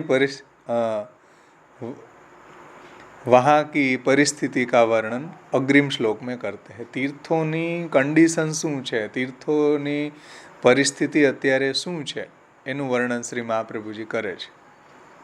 गंगादि तीर्थवर्येषु दुष्टैरेवावृतेष्विह तिरोहिताधिदेवेषु कृष्ण एव गतिर्मम इत्यादि शब्दों की व्याख्या श्री कल्याण राय जी, श्री हरिराय जी ना पिताश्री करे छे. व्याख्या तात्पर्य यह है कि गंगा जैसे जो श्रेष्ठ तीर्थ हैं वे दुष्टों द्वारा घिरे जाने के कारण उनसे किसी भी पुरुषार्थ की सिद्धि नहीं हो सकती है. गंगाजी जेवा तीर्थ वर्य एटले मोटामां मोटा तीर्थो. तो गंगाजी जे छे एवा मोटा तीर्थ पण दुष्टो लोकोथी घेराई गया छे. एटले हवे तीर्थमां रहेवाथी पण पुरुषार्थनी सिद्धि थई शके एम नथी. परंतु वहाँ ब्राह्मण आदि उच्च जाति के लोग भी तो रहते हैं. तमे शा माटे एवुं कहो कि तीर्थनी अंदर दुष्टोथी घेराई गया छे एटले त्यां रहेवाथी हवे कोई पुरुषार्थनी सिद्धि नहीं थाय. तो पूर्व पक्षे एवी शंका करे कि भाई ब्राह्मण आदि उत्तम पुरुषों पण त्यां तीर्थनी अंदर तो रहे छे, फिर तीर्थ कैसे दुष्टों से घिरे गए हैं? આવું તમે શા માટે કહો છો કે તીર્થો છે એ દુષ્ટૈરેવાવૃતેષ્વિહ, દુષ્ટ લોકોથી ઘેરાઈ ગયા છે, ત્યાં સારા લોકો પણ રહે છે, બ્રાહ્મણ ઇત્યાદિ લોકો પણ ત્યાં રહે છે? તો એના જવાબમાં કલ્યાણરાયજી આજ્ञा કરે છે કે નહીં, इन तीर्थ क्षेत्र में निवास करते करते ब्राह्मणों को भी तीर्थों का अति परिचय हो जाने के कारण ये तीर्थ का अनादर करते, तीर्थની જગ્યામાં રોજ રહેવાના કારણે અતિ પરિચયાદ અવજ્ઞા સતતમ, અતિ પરિચયના કારણે ત્યાં અવજ્ઞાદિ દોષ થાય છે. એટલે તીર્થમાં રોજ રહેવાના કારણે એ લોકોને તીર્થનું મહાત્મ્ય નથી રહ્યું. આપણને જાય તીર્થમાં તો ઓહો ધન્ય ધન્ય થઈ જાય, પણ ત્યાં રહેનારા પંડા પૂજારીઓ જે છે એને તીર્થના અતિ પરિચયના કારણે તીર્થનું મહાત્મ્ય જ નથી રહ્યું હવે. એટલે એ લોકો તીર્થની અંદર જ કોગળા કરતા હોય, ત્યાં કપડાં ધોતા હોય, ત્યાં અપવિત્ર વ્યવહાર કરતા હોય तीर्थनी अंदर. तो ब्राह्मणों को भी तीर्थों का अति परिचय हो जाने के कारण ये तीर्थों का अनादर करने लगे और कहा जाता है कि अति परिचयाद अवज्ञा सततम गमन अनादरो भवति. अर्थात एक ही जगह वारंवार जाने से मान घट जाता है एवं अति परिचित हो जाने के कारण कभी अपमान भी सहना पड़ता है. अति परिचयના કારણે પછી અપમાની થાય છે અને એક ही जगह वारंवार जाने से मान भी घट जाता है. થાય ને, એટલે ન્યા ને ન્યા રહેવાવાળા તમે જુઓ, યમુનાજીના કિનારે રહેવાવાળા, ગંગાજીના કિનારે રહેવાવાળા, અતિ પરિચયના કારણે એને હવે તીર્થનું મહાત્મ્ય જ નથી રહ્યું, માન ઘટી ગયું. तो एवं अति परिचय हो जाने के कारण कभी अपमान भी सहना पड़ता है. इनमें भक्ति का अभाव हो गया है. एनाમાં ભક્તિ જેવું છાંટો નથી દેખાતો આપણને. તીર્થ યાત્રાળુઓ જાય તો તમને પૂજા કરાવીને લાવો 500 રૂપિયા, પહેલાં ધરાર પૂજા કરાવે, પછી કે લાવો 1000 રૂપિયા. તો ભક્તિનો અભાવ થઈ ગયો છે એનામાં. इनमें भक्ति का अभाव हो गया है और दान लेने की उपाधि से वे ग्रस्त हो गए. कोई ना कोई રીતે છલથી, બલથી, કલથી લાવો દાન. તીર્થની અંદર દાન લેવું એ નિષિદ્ધ છે, આપણે ત્યાં પાપાચરણ છે.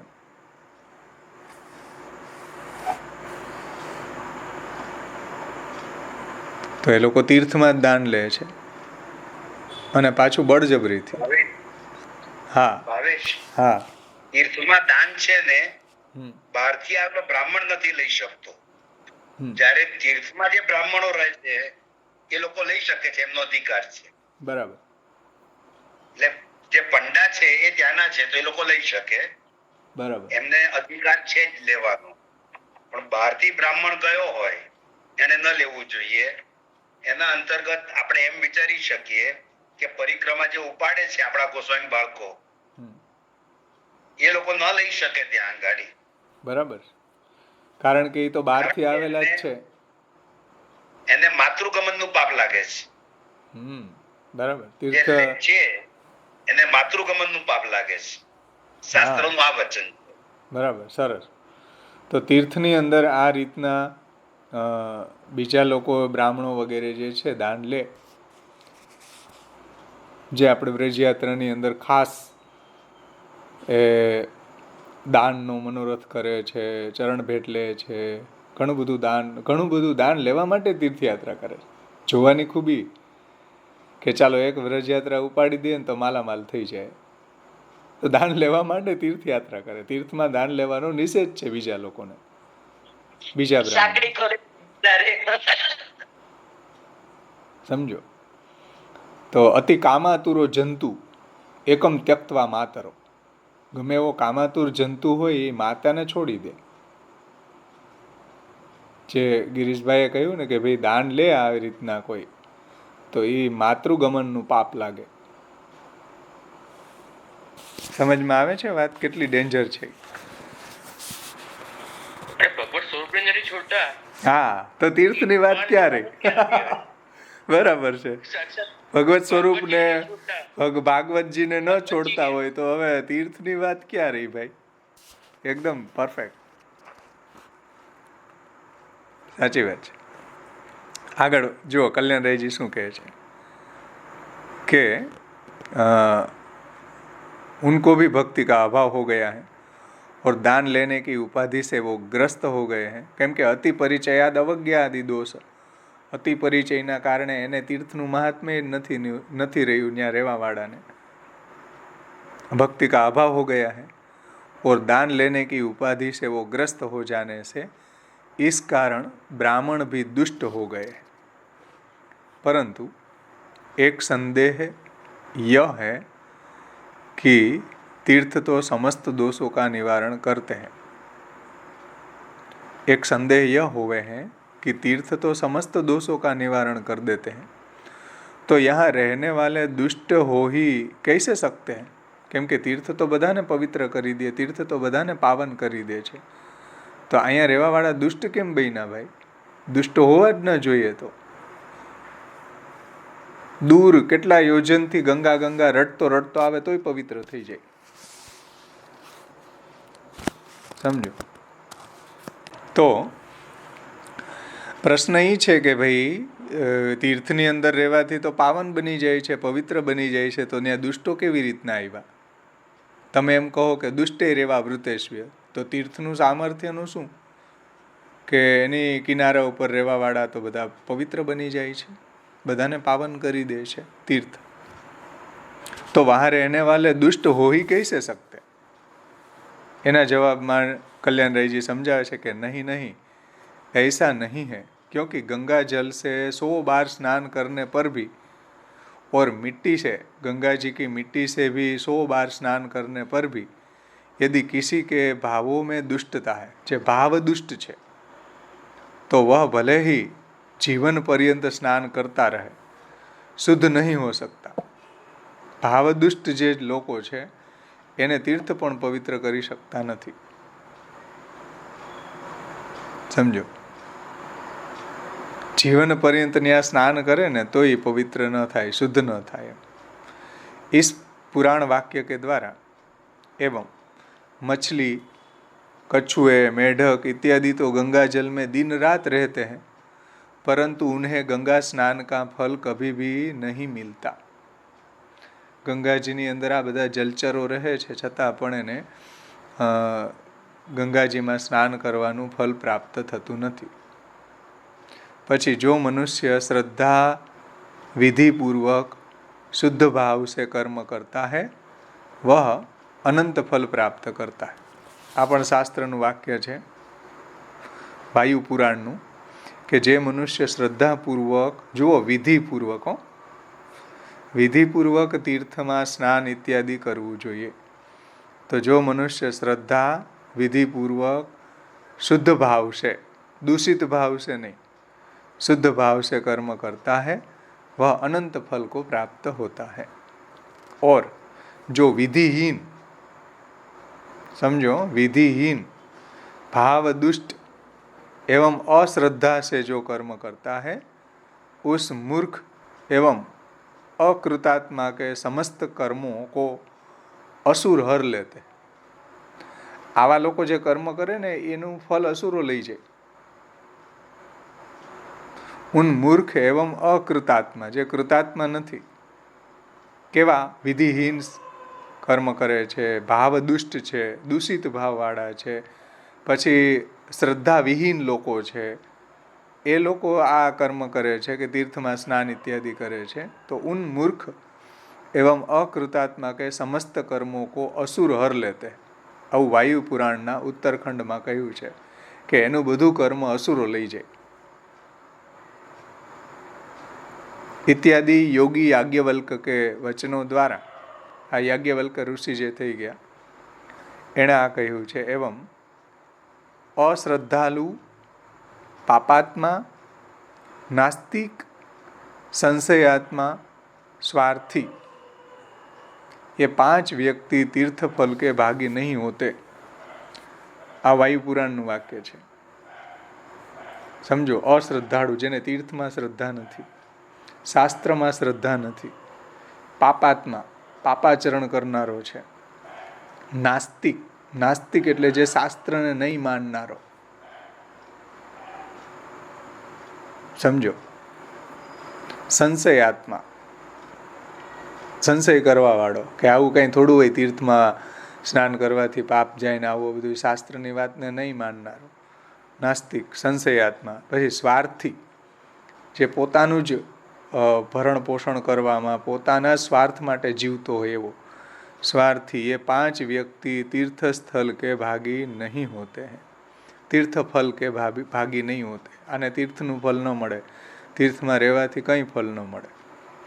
इस वायु पुराण के वाक्य द्वारा एवं जैसे शराब के घड़े को नदियाँ पवित्र नहीं कर सकती, शराबનો ઘડો છે એ તમે ઉપરથી એરટાઈટ બાંધીને કે એરટાઈટ એને પેક કરીને તમે ગંગાજીમાં 100 વર્ષ રાખો, પછી શરાબનો ઘડો કાઢો તો શું શરાબ પવિત્ર થઈ જાય? नहीं. जैसे शराब के घड़े को नदियाँ पवित्र नहीं कर सकती है, वैसे ही भगवान से जो विमुख लोग हैं, भगवान से विमुख यदि बारंबार प्रायश्चित करे तो भी वो पवित्र नहीं हो सकते. आ 6મ સ્કંદનું વાક્ય છે. 6મ સ્કંદ પ્રથમ અધ્યાય 18મા શ્લોકમાં કહે છે કે ગમે એવું પ્રાયશ્ચિત કરી લ્યો, ગમે એવા શાસ્ત્રી સાધન કરો, પરંતુ ગમે એટલું તીર્થનું સેવન કરો, પરંતુ જે ભગવાનથી વિમુખ છે એને કોઈ સાધન પવિત્ર ન કરી શકે. समझे ना? आ तो भागवत सुखदेव जी के श्रीमद् भागवत में कि भगवान से जो विमुख है यदि वो बारंबार प्रायश्चित करे तो भी वो पवित्र नहीं हो सकता. भगवान थी विमुख लोग ने कोई साधन पवित्र न करी सके एवं आपणु भागवत कहे छे. इत्यादि वाक्यों द्वारा भी यही सिद्ध होता है कि ऐसे लोग के भगवद बहिर्मुखता एवं नास्तिकता जैसे दोषों का निवारण तीर्थ क्षेत्र भी नहीं कर सकते. आवा भगवान थी विमुख लोको, शास्त्र थी विमुख लोको, पापात्मा लोको, नास्तिक लोको, संशयात्मा एने तीर्थ पवित्र न करी सके भाई. इत्यादि वाक्यों द्वारा भी यही सिद्ध होता है कि ऐसे लोगों को भगवद बहिर्मुखता एवं नास्तिकता जैसे दोषों का निवारण तीर्थ क्षेत्र भी नहीं कर सकते. समझ में आई ने बात?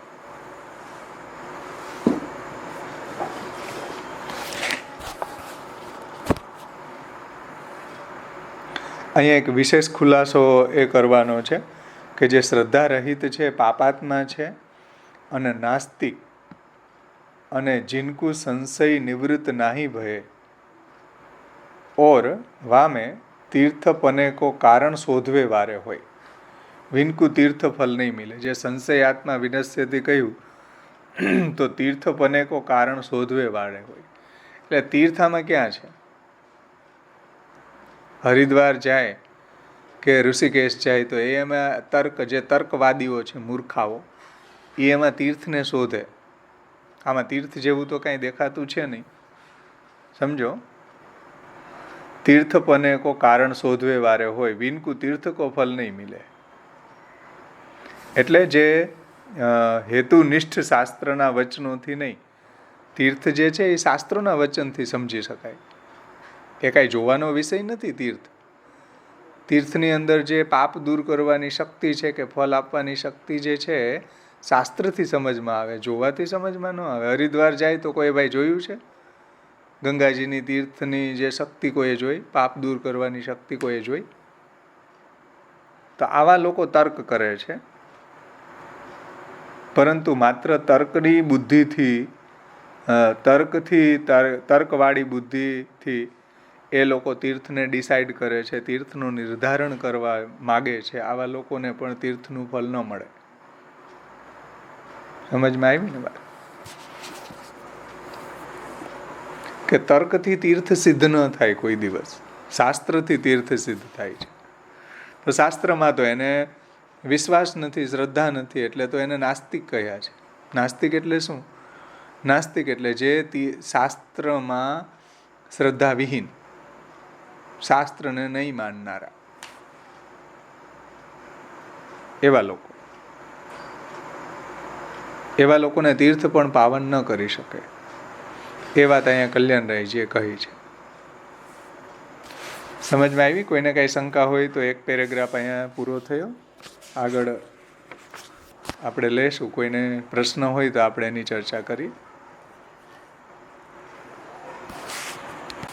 આપણે આ ટીકાકારોએ શુદ્ધ ભાવથી કર્મ કરે કે એમાં પાછું એમ બતાવે છે કે અનંત ફળ પ્રાપ્ત થાય. હવે 16 ગ્રંથ મહાપ્રભુજી વિરચિત પુષ્ટિ સંપ્રદાય માટે આપણે તો ફળની કોઈ અપેક્ષા છે જ નહીં. તો એને ફળ એટલે આપણે તો કૃષ્ણાર્પણ કરીએ છીએ, પણ એ કેમ એવી રીતે આપે છે કે આ ફળ મળે? ફળની અપેક્ષા નથી હોતી ને આમ તો. એટલે કયા માર્ગની તમે વાત કરો છો? કયા માર્ગમાં ફળની અપેક્ષા નથી હોતી? પુષ્ટિ માર્ગની વાત કરો છો કે આ જે તીર્થનો આશ્રય કરવાવાળા છે એની બાબતમાં કહો છો? કોની બાબતમાં તમે કહો છો?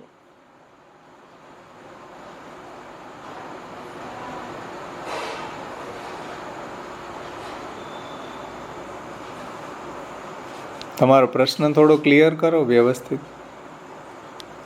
એટલે આ કલ્યાણરાયજીની ટીકામાં હમણાં જોયું, એટલે આ ગ્રંથ માટે કે મહાપ્રભુજી વિરચિત છે તો ત્યાં ફળની અપેક્ષા તો ન હોય, છતાં અહીંયા એવું બતાવ્યું ને કે જે શ્રદ્ધાપૂર્વક શુદ્ધ ભાવથી કર્મ કરે તો તેને અનંત ફળ પ્રાપ્ત થાય. હા, એવું શાસ્ત્ર એમ કહે છે. ટીકાકાર એમ કહે છે કે જે શુદ્ધ ભાવથી કર્મ કરે એને ફળ પ્રાપ્ત થઈ શકે, એવું શાસ્ત્ર કહે છે. આપણને એમ નથી કહેતા કે ફળની કામનાથી કરો તમે સેવા.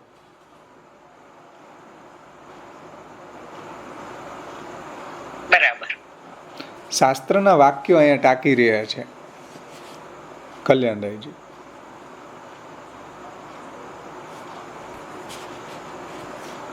ઇન શોર્ટ, તીર્થનું આધિભૌતિક, આધ્યાત્મિક કે આધિદેવિક ત્રણ મતલબ રહ્યા નથી પવિત્ર કે શુદ્ધ. હા, એના આધિદેવિક દેવતાય તિરોહિત થઈ ગયા. દુષ્ટ લોકોના ત્યાં રહેવાના કારણે એના અધિદેવતા પણ ત્યાંથી પધારી ગયા. એ પાછળ ઉત્તરાર્ધમાં આવે જ છે હમણાં. પણ આ કન્ડિશન છે, ગંગાદી તીર્થ વરીએશું દુષ્ટે રેવા વૃતેશ્વ. દુષ્ટ લોકોથી આવૃત થઈ ગયા છે તીર્થો બધા. તો હવે તીર્થમાં જઈને શું કરશો? ત્યાં કાંઈ નહીં થઈ શકે અત્યારે.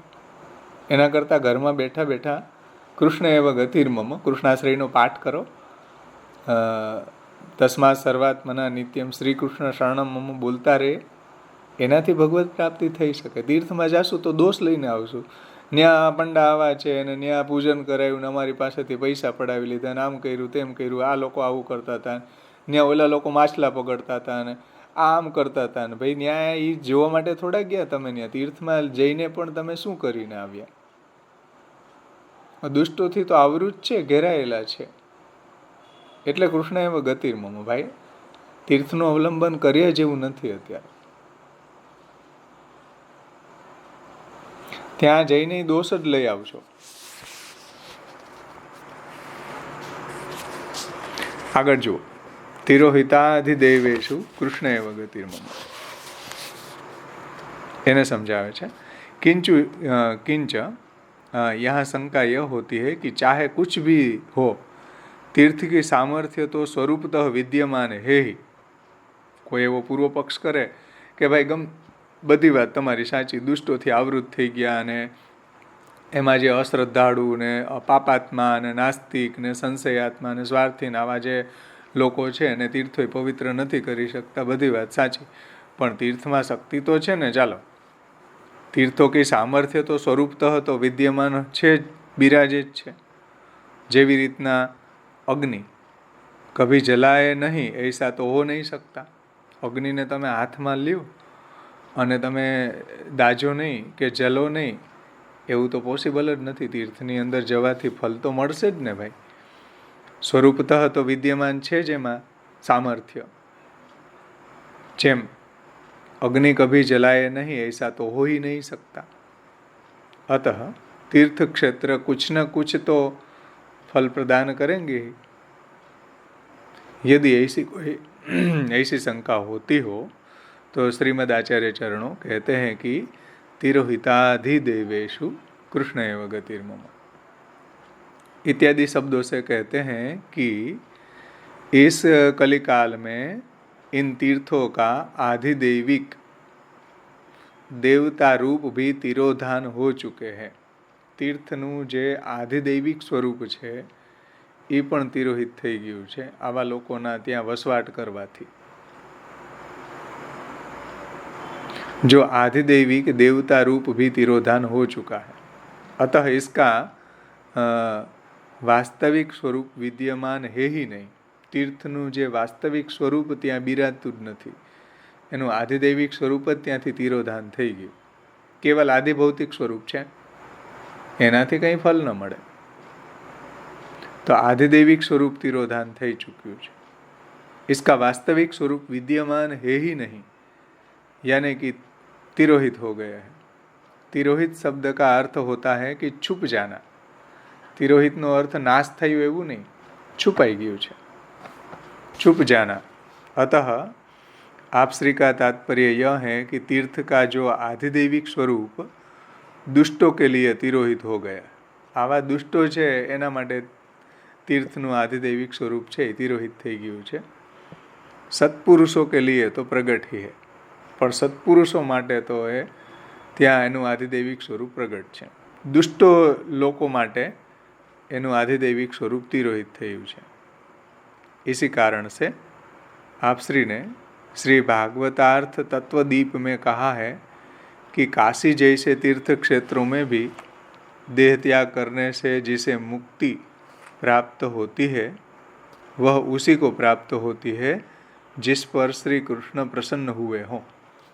આવું શ્રી મહાપ્રભુજીએ શાસ્ત્રાર્થ પ્રકરણમાં 47મી કારિકા એમાં આજ્ઞા કરે છે કે તીર્થાદાવપી આ મુક્તિ કદાચિત કસ્યચિત ભવેત કૃષ્ણ કૃપાયુક્તસ્ય ન અન્ય। તીર્થોમાં પણ બધાને મુક્તિ નથી મળતી, જેની ઉપર કૃષ્ણની કૃપા હોય એને તીર્થોમાં મુક્તિ મળે છે। તીર્થોની અંદર કોઈ મરણ પામે તો કઈ મુક્તિ ન મળી જાય। કૃષ્ણ કૃપા યુક્તસ્ય ન અન્ય, કૃષ્ણની કૃપા સિવાય કોઈને મુક્તિ ન મળે। તીર્થમાં ભલે એનું મરણ થાય કે ત્યાં એને યજ્ઞોપવિત થાય કે ત્યાં એનો અગ્નિ સંસ્કાર કરવામાં આવે કે ગંગાધામ જે અત્યારે ગંગાજીના કિનારે ત્યાં તમે જુઓ તો એવા ત્યાં રહેઠાણ એવી ધર્મશાળાઓ ખોલી ગંગાધામ। કેમ? કેમ કે વૃદ્ધ થઈ જાય માતા પિતા તો ત્યાં એને રાખવામાં આવે, અને એ રાખવામાં શા માટે આવે કે ત્યાં તીર્થમાં એનો દેહ છૂટે તો મુક્તિ મળે। એટલે આવા ધામ ત્યાં ખુલ્લા છે કે વૃદ્ધ માતા પિતાને ત્યાં મૂકવામાં આવે કે ચાલો ન્યાય મરે, આખા જન્મારો તો કાંઈ કર્યું નથી, આખા જન્મારો તો ગિલિન્ડરી જ કરી હોય, સંસારને જ આસક્ત રહ્યા હોય, એટલે છેલ્લે લોકો એમ કહે કે ચાલો અમને ત્યાં રહેવા મળે ગંગાજીના કિનારા ઉપર, અમારો ત્યાં દેહ છૂટે તો અમને મુક્તિ મળી જાય। આવું નથી ભાઈ। तीर्थादावपि या मुक्ति कदाचित कस्यचित भवे कृष्ण कृपा युक्तस्य न अन्य। કૃષ્ણની કૃપા હોય તો મળે, નહીતર ત્યાં તમે તીર્થમાં મરવાથી પણ ન મળે। સમજાય? એટલે મહાપ્રભુજી કહે છે તીર્થનો આશ્રય નહીં કરો, કૃષ્ણનો આશ્રય કરો। આપણા વાર્તા પ્રસંગમાં આવે ને કે એના ઘર પરિવારના સભ્યો તીર્થમાં લઈ ગયા, તો તીર્થમાં તો એ બીમાર હતા, એ સાજા થઈ ગયા, પાછા મરવાને બદલે પાછા ઘરે આવી ગયા। હવે ભગવાનનો આશ્રય જેણે આખી જિંદગી કર્યો એને હવે તમે તીર્થમાં લઈને શું ધૂળ ઉડાડશો? ત્યાં છે ને કોઈ 252માં પ્રસંગ છે ને કોઈનો, તીર્થમાં લઈ ગયા એના પરિવારના લોકો, અને પછી લહેજ ગામ આગળ એમનો દેહ છૂટે છે।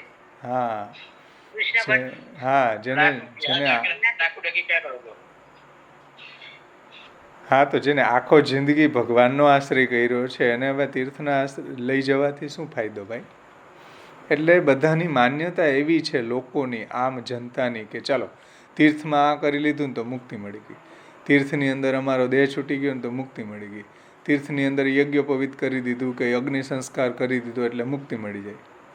નહીં, એવું નથી. ભગવાનની કૃપા વગર કોઈ જગ્યાએ મુક્તિ મળે જ નહીં, કોઈ સાધનથી પણ મુક્તિ ન મળે. કૃષ્ણ કૃપા યુક્તસ્ય ન અન્ય, એવું શ્રી મહાપ્રભુજી શાસ્ત્રાર્થ પ્રકરણની 47મી કારિકામાં કહે છે. અને એવી મુક્તિ મળી જતી હોય તો બધા જ જે એ તીર્થમાં જઈને દવા પી જાય ને, આત્મહત્યા કરી લે તીર્થમાં જઈને, તો શું મુક્તિ મળી જાય? કોઈને મુક્તિ ન મળે, નરક પ્રાપ્તિ થાય આત્મહત્યા કરવા વાળાને.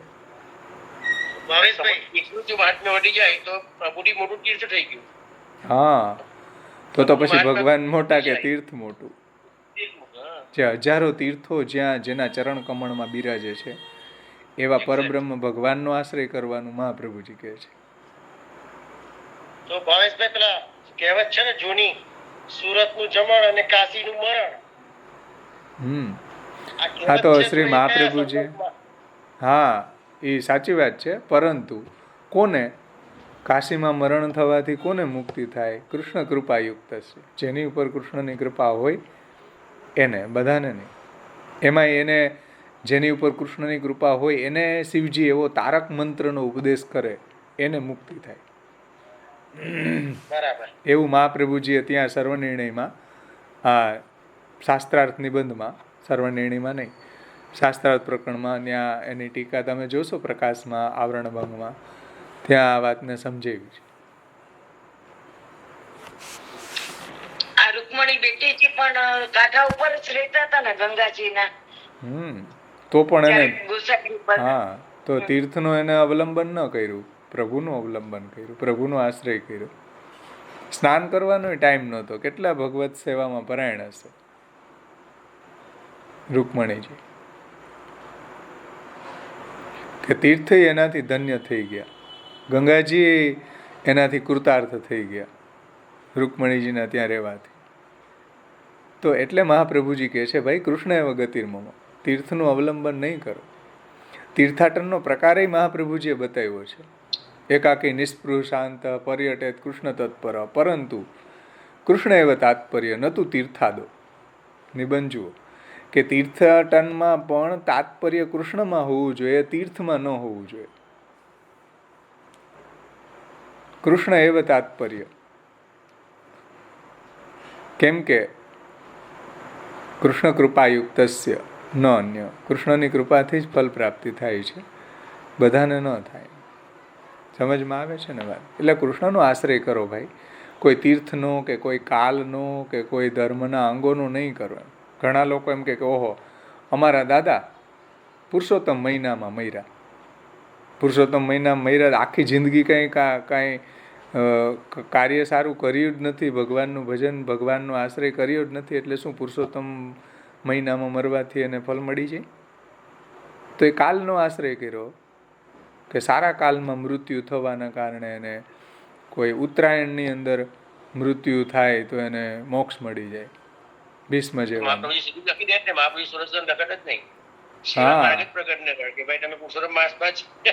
મરી જવાનું એવું ન હોય.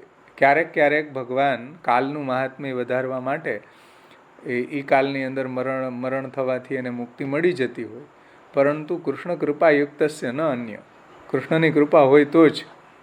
નહીતર તો ઉત્તરાયણમાં કેટલાય મરે છે ઇન્ડિયામાં, બધાને મુક્તિ મળે કંઈ ભીષ્મની જેમ? ન મળે. એમ તીર્થમાં કેટલા મરતા હોય તો શું મુક્તિ મળે? ન મળે. તો આ વાતને સમજો, કૃષ્ણાશ્રય જ અત્યારે, કૃષ્ણનો આશ્રય કરવાથી જ મળશે, ફલ પ્રાપ્તિ થશે. એટલે ધર્મીનો આશ્રય કરો ભાઈ, ધર્મનો આશ્રય કરવા જેવો નથી. કોલોપ્સ થઈ ગયું છે, કોલોપ્સ ન થયું હોય તોય ધર્મનો આશ્રય ન કરવો જોઈએ. પુષ્ટિજીવ તરીકે ધર્મીનો જ આશ્રય કરવો જોઈએ.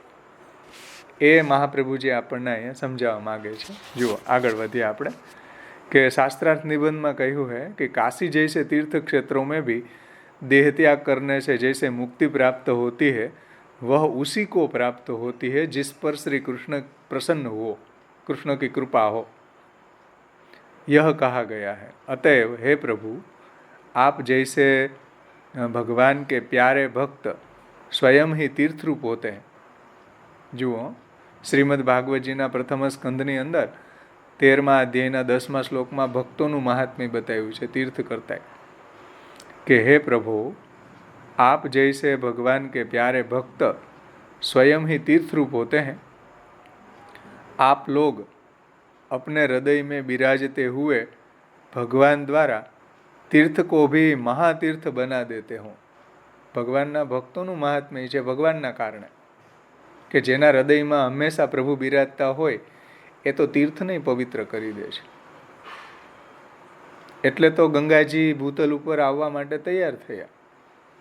બાકી તો કેટલા બધા દિલીપ વગેરે રાજાઓએ ગંગાજીને ભૂતલ ઉપર પધરાવવા માટે, સગર રાજાના 60,000 પુત્રોની મુક્તિ માટે કેટલી તપ કર્યું.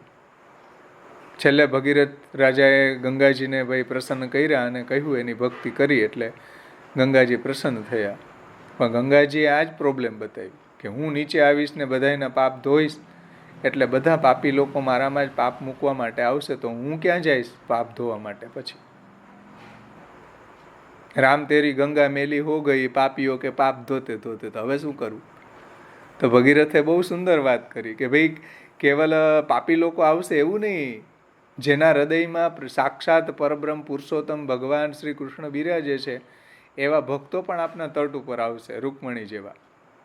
એના કારણે તમે પવિત્ર થઈ જશો. તો ગંગાજીને આ વાતમાં વિશ્વાસ આવ્યો કે સાચી વાત છે, ચાલો ભગવાનના ભક્તો આવશે તો મારા પાપે ધોવાઈ જશે. મનુષ્યના મૃત્યુ પછી અસ્થિ પધરાવા ગંગાજીનો આગ્રહ રખાય છે જેથી મોક્ષ મળે. પણ કૃષ્ણ કૃપા યુક્તસ્ય, આ ભૂલવાનું નથી. કૃષ્ણની કૃપા હોય તો મળે, નહીતર ન મળે. ગંગાજી રૂકમણીને પામ્યા એમ કહ્યું ને. રૂકમણીજી જેવા ભગવદીઓ ગંગાજીના કિનારે રહેવાથી ગંગાજી પવિત્ર થઈ ગયા. આ બધા પાપીઓને પાપ ધોવા આવ્યા તો હવે ગંગાજી ક્યાં પાપને મૂકવા જશે?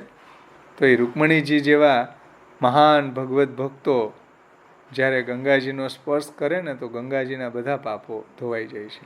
ગંગાજી પાપ મુક્ત બની જાય છે. એટલે ગંગાજીએ ભગીરથની સાથે આવી શરત કરી હતી કે ભાઈ હું આવું તો ખરી પણ આ બધાનું શું કરવું મારે હવે? તો ભગીરથ રાજાએ કહ્યું કે ભાઈ જેના હૃદયમાં સાક્ષાત ભગવાન બિરાજે છે એવા ભગવદીઓ ભગવાનના ભક્તો પણ આપના જલમાં સ્નાન કરશે, આપના તીર્થમાં આવશે, પધારશે, જેનાથી તમારા પાપ પણ ધોવાઈ જશે. એ વાત અહીંયા કહે છે. જુઓ કે ऐसे हो आप लोग अपने हृदय में बिराजते हुए भगवान द्वारा तीर्थों को भी महातीर्थ बना देते हो. ભગવદીઓ તીર્થને મહાન નથી બનાવતા, ભગવદીઓના હૃદયમાં બિરાજતા ભગવાન તીર્થને પવિત્ર કરે છે. એટલે ભગવદીઓનું મહાત્મ્ય ભગવાનના કારણે છે.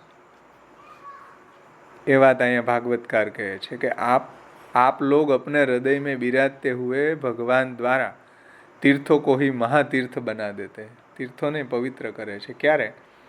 કે જે ભગવાન જે ભગવદીઓના હૃદયમાં બિરાજતા હોય એવા ભગવદીઓના તીર્થમાં જવાથી તીર્થ પણ પાવન થઈ જાય છે. એ સામર્થ્ય ભગવાનનું છે. इत्यादि वाक्यों द्वारा भले ही सत्पुरुष तीर्थ स्थलों को तीर्थ बना देते हैं परंतु तीर्थ का तो आधिदैविक स्वरूप ही तिरोहित हो चुका है.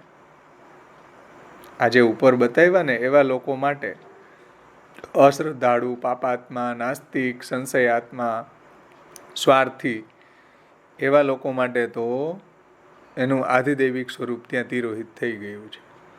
और इनमें रहे हुए दोष प्रत्यक्ष तो दिखाई नहीं देते. એની અંદર રહેલા દોષો તો આપણને પ્રત્યક્ષ જોવા નથી મળતા. अतः सत्पुरुष भी तीर्थों को क्या पावन कर सकेंगे? सो ऐसी परिस्थिति में आचार्य चरणों आज्ञा करते हैं कि कृष्ण एवं गतिर्मम. આવી કન્ડિશનમાં તો ભાઈ એકમાત્ર શ્રી કૃષ્ણનો જ આશ્રય કરવો જોઈએ, ધર્મીનો જ આશ્રય કરવો જોઈએ, તીર્થનો આશ્રય ન કરવો જોઈએ. સમજમાં આવ્યું ને?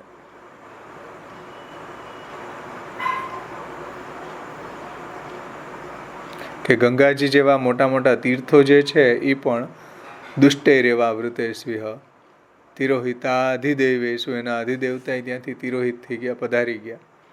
તો હવે શું કરવું? કૃષ્ણ એવ ગતિર્મમ. શ્રી કૃષ્ણનો આશ્રય કરવાથી આજે પણ ફલ પ્રાપ્તિ થઈ શકે છે, ભગવત પ્રાપ્તિ થઈ શકે છે. એટલે તીર્થમાં જવામાં વાંધો નથી, પણ તીર્થનો આશ્રય નહીં કરવો. સમજમાં આવે છે ને વાત? તીર્થમાં જવાની ના નથી હો, પણ તીર્થનો આશ્રય નહીં કરો કે હાલો હવે આ તીર્થમાં રહેવાથી અમારો ઉદ્ધાર થઈ જશે. એટલે શ્રી મહાપ્રભુજી કહે છે કે તીર્થ પર્યટનમ એકાકી નિસ્પૃહ શાંત પર્યટેત કૃષ્ણ તત્પર. કૃષ્ણ તાત્પર્ય હોવું જોઈએ, ન તો તીર્થાદો. તીર્થનો આશ્રય નથી કરવાનો, કૃષ્ણનો આશ્રય કરવાનો છે. તીર્થમાં રહીને પણ માનો કે કોઈ તીર્થમાં રહે તો પણ આશ્રય તો કૃષ્ણનો જ કરવાનો છે.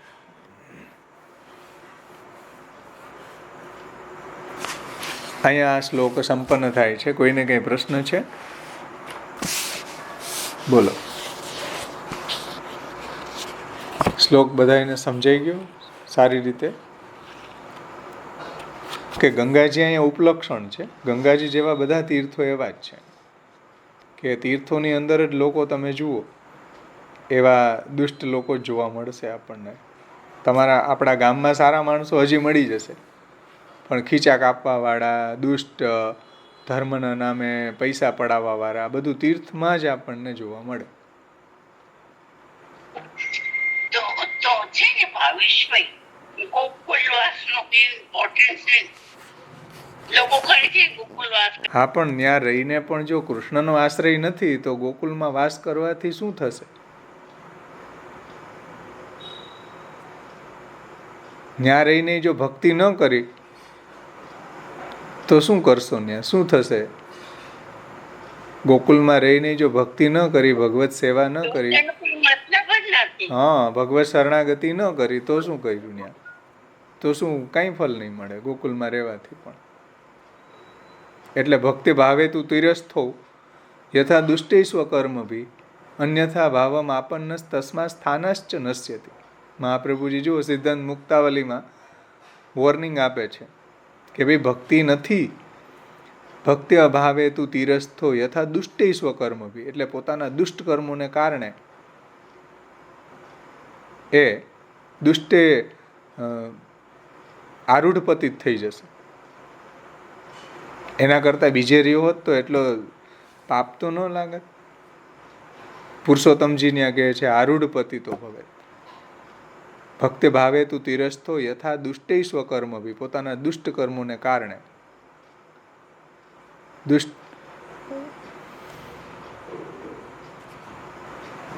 તસ્મા સ્થાનાશ્ચ નશ્યતિ છે ને મહાપ્રભુજીએ કહ્યું સિદ્ધાંત મુક્તાવલી. ભક્તિ ભાવે તું તિરસ્થો દુષ્ટે રેવા, ભક્તિ ભાવે તું તિરસ્થો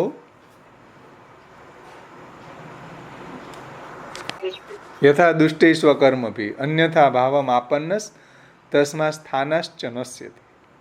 સ્થાન ભ્રષ્ટ થઈ જશે, આરૂઢ પતિત થઈ જશે. એટલે ભક્તિ હોય તો તીર્થમાં રહેવાથી કંઈક એને ફલ પ્રાપ્ત થઈ શકે, ભગવાનનો જો આશ્રય કરવામાં આવે તો. સમજમાં આવ્યું? ભાવેશભાઈ, એક છે આપણે ગોપીનાથજી ને આગ્રહ જગન્નાથપુરી નો ત્યાં બહુ હતો, વારંવાર ત્યાં એ કયા હેતુસર?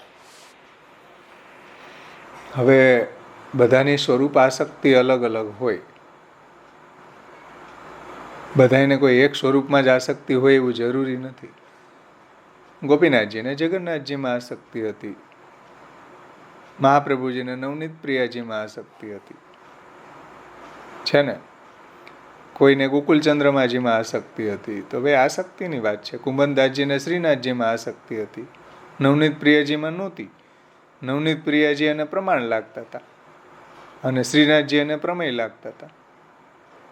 હું નવનીત પ્રિયાજીની સેવા કરતો હોય તો કુંભનદાસજીને એમ કહી શકીએ ને કે ભાઈ તમે ક્યાં પ્રમાણમાં પડ્યા? તો નવનીત પ્રિયાજીમાં આસક્તિ હોય એને શ્રીનાથજી પ્રમાણ લાગે છે, એને નવનીત પ્રિયાજી પ્રમેય લાગે છે. તો સ્વરૂપ નિષ્ઠાની વાત છે ને. કોને કેમાં આસક્તિ હોય એનો વ્યક્તિગત વાત છે. બરાબર. તત્વ એક ન સ્વરૂપ ભેદ. તત્વ એક જ છે, લીલા ભેદ છે, સ્વરૂપ ભેદ નથી.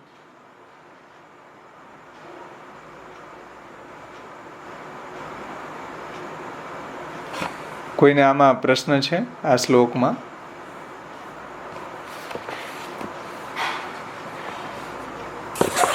હમણાં તમે કીધું ને ભાવેશભાઈ, પ્રમાણ અને પ્રમેય. હા, એ જરાક પ્રમાણ અને પ્રમેયની જરા ડેફિનેશન કોને બરાબર કન્ફ્યુઝિંગ થાય છે.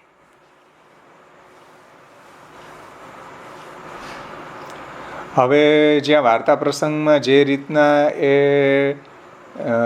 ટર્મ વપરાણી છે ને એ કોઈ અલગ સંદર્ભથી વપરાણી છે, અને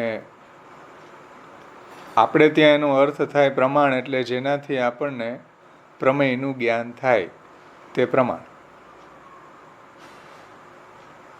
સમજાણું ને? જેમ શ્રીમદ ભગવદ્ ગીતા, ભાગવત, બ્રહ્મસૂત્ર ઇત્યાદિ પ્રમાણો છે, એના દ્વારા આપણને પ્રભુના સ્વરૂપનું જ્ઞાન થાય. તો પ્રભુનું સ્વરૂપ છે એ પ્રમેય છે, શાસ્ત્ર એમાં પ્રમાણ છે. હું અત્યારે બોલી રહ્યો છું તો એ પ્રમેય છે, તમારા કાન એને સાંભળવામાં પ્રમાણ છે. બેરા લોકો હોય તો હું ગમે એટલું અહીં બોલું તો એને સાંભળાય નહીં. તો હું જે મારો ધ્વનિ છે એ પ્રમેય છે, એને સાંભળવા માટે તમારો કાન છે એ પ્રમાણ છે. તમે મને જોઈ રહ્યા છો તો મારું જે આમાં ફોટો દેખાય છે એ પ્રમેય છે, તમારી આંખ એના માટે પ્રમાણ છે. સમજમાં આવ્યું ને? એકદમ વ્યવસ્થિત. તો કોઈ પણ પ્રમેયનું જ્ઞાન આપણને પ્રમાણથી થાય.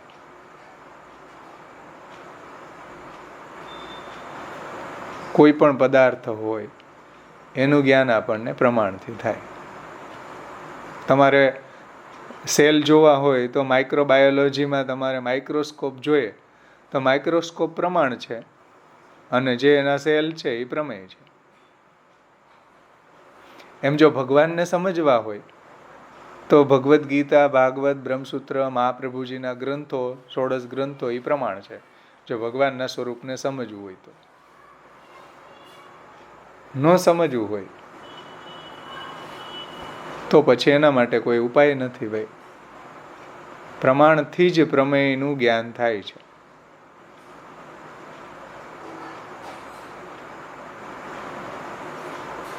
ચલો, બીજા કોઈને કંઈ પ્રશ્ન છે? હવે આપણી પાસે થોડો સમય છે, 5-10 મિનિટ, તો આપણે ચર્ચા જ કરશું. આગળનો શ્લોક નહીં લઈએ. પ્રમાણ કહેવાય ને ધર્મી પ્રમેય કહેવાય. હે, હા, એ રીતે તમે જેમ સમજવું એમ સમજી શકો છો.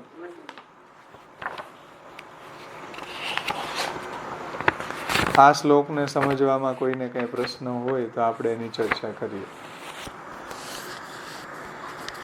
કૃષ્ણના શરણે આવવું એ તાત્પર્ય નથી. કૃષ્ણ જ મારી ગતિ. કદાચ કીર્ત સારું પણ હોય, કાલ પણ સારો હોય, બરાબર, કે ભાઈ દ્રવ્ય શુદ્ધ હોય, ઇવન ધો ખાલી હારી ગયા એટલે કૃષ્ણના શરણે આવ્યા એવું નહીં. કૃષ્ણ જ સરળ ઇન એની કન્ડિશન. કોઈ જાતના બેસ્ટ. બરાબર, કોઈ જાતના ઓપ્શન બચ્યા જ નથી. એટલે હવે મુસીબત કા નામ મહાત્મા ગાંધીની જેમ સર્વનો આ કૃષ્ણનો આશ્રય જ અત્યારે આપણે કરવા જેવું છે, એવા એંગલથી મહાપ્રભુજી કૃષ્ણના આશ્રયની વાત નથી કરતા. ગમે એવો કાલ સારો હોય, દેશ સારો હોય, તીર્થ સારા હોય, બધી વાત સારી હોય, પરંતુ ધર્મીનો જ આશ્રય કરવો જોઈએ, ધર્મીનું જ અવલંબન કરવું જોઈએ. સમજાણું ને? સારી પરિસ્થિતિ હોય કે સારી પરિસ્થિતિ ન હોય, બંને પરિસ્થિતિઓમાં એકમાત્ર કૃષ્ણ એવ ગતિર્મમ, કૃષ્ણનો આશ્રય જ કરવો જોઈએ. એટલે આમાં આપણે ટીકામાં જોયું હતું પ્રથમ શ્લોકની કે ભાઈ કલિયુગ છે એટલે જ કૃષ્ણનો આશ્રય કરવો જોઈએ એમ નહીં. સતયુગ જેવા યુગોમાં, દ્વાપર જેવા યુગોમાં, ત્રેતા જેવા યુગોમાં પણ કૃષ્ણના આશ્રયથી જ ફલ મળે છે. કેમ કે ભગવાનનું પ્રાગટ્ય થયું ત્યારે જ ધર્મ એનો નભી શક્યો, ધર્મ સિદ્ધ થઈ શક્યો.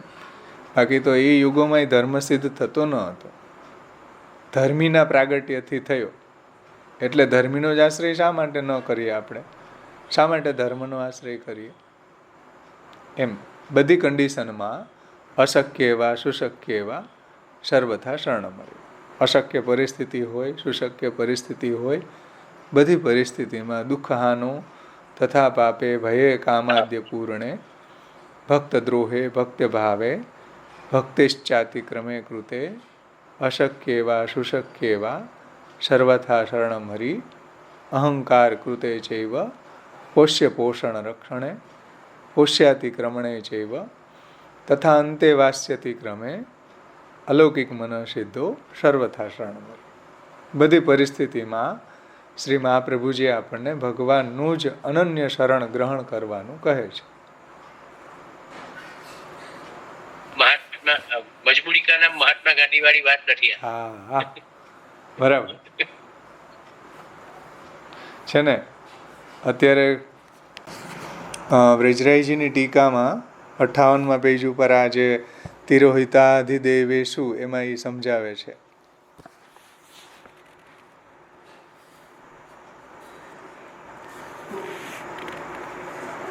कि यहाँ अधिदेव तिरोहिताधिदेवेशु शब्द को देवताओं के लिए प्रयोग करने का अर्थ भी यही है कि यदि गंगा जी जैसे तीर्थ दुष्टों से घिर चुके हैं एवं मनुष्य इन तीर्थों से पुण्य नहीं कमा पा रहे हैं तो उसकी मुक्ति भी संभव नहीं है. अतः देवताओं की आधि यानी कि पीड़ा तो तिरोहित हो गई. हे उद्धव, जब ब्राह्मण संन्यास लेने लगता है तो देवता स्त्री पुत्रादि सगे संबंधियों का रूप धारण करके उनके संन्यास में विघ्न डालते हैं. એટલે કોઈનો ઉદ્ધાર થાય એ દેવતાઓને ન ગમે तो उनमें वो विघ्न डालते हैं. वे सोचते हैं कि हम लोगों की भी अवहेलना करके परमात्मा को प्राप्त होने जा रहा है. આ એકાદશ સ્કંદનો 18મા અધ્યાયનો 14મો શ્લોક છે. इस श्रुति स्मृति के वाक्य अनुसार देवताओं को मनुष्यों की मुक्ति प्रिय नहीं है. जो मनुष्य मुक्ति मेळवे तो देवताओं ने न गमे, एमां कंईक विघ्न नाखे, कंईक विघ्न डाले. तो देवताओं को मनुष्यों की मुक्ति प्रिय नहीं है, नहीं लगती. उनकी मुक्ति न होने देने के लिए वाराह पुराण, पद्म पुराण आदि में कही गई मुक्ति मनुष्य को प्राप्त न होने देने के लिए भगवान से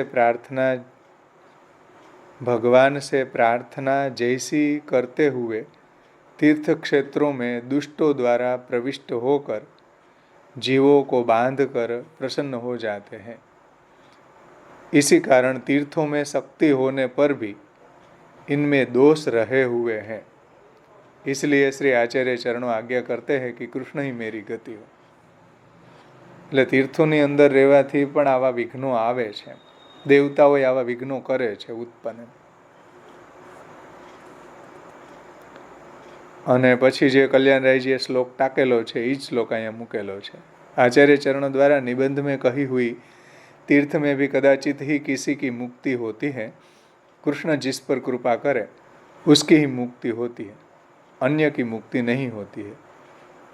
यही बात प्रत्यक्ष रूप से दिखाई देती है जो आपने इस श्लोक में कही हुई.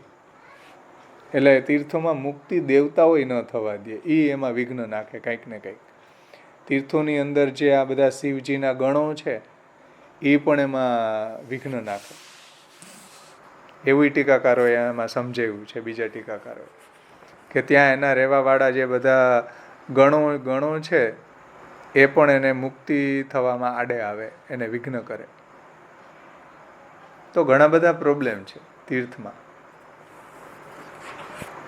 એટલે હવે કોઈ એમ વિચારે કે તીર્થમાં જઈને આપણે મુક્તિ મેળવી લેશું તો એ શક્ય નથી અત્યારે. એકમાત્ર ઉપાય છે શ્રી કૃષ્ણનો આશ્રય. કૃષ્ણના આશ્રય સિવાય બીજો કોઈ ઉપાય હવે બચ્યો નથી. તો આશ્રયનું પદ બોલે આપણે સમાપન કરીએ. હા બોલો. ભાઈશભાઈ, એટલે તમે શું કહો, ગણ લોકો બી કરીને એટલે પુત્ર રૂપે બી કરે એવું કહું, મુક્તિમાં ઇન્ટરફિયર સગાવાલાના રૂપમાં. એ સંન્યાસ ગ્રહણ કરવા વાળાને વિઘ્ન કરે એમ. એ એના પુત્ર પત્ની ઇત્યાદિ રૂપમાં એ દેવતાઓ એની અંદર આવેશ થઈને એ વિઘ્ન કરે. કેમ કે એને એ ડર છે કે આ પરમાત્માની પ્રાપ્તિ કરી લેશે અમારી ઉપરવટ થઈને, એવો દેવતાઓને ભય લાગે. એટલે એ એના ટાટિયા ખેંચે તીર્થમાં.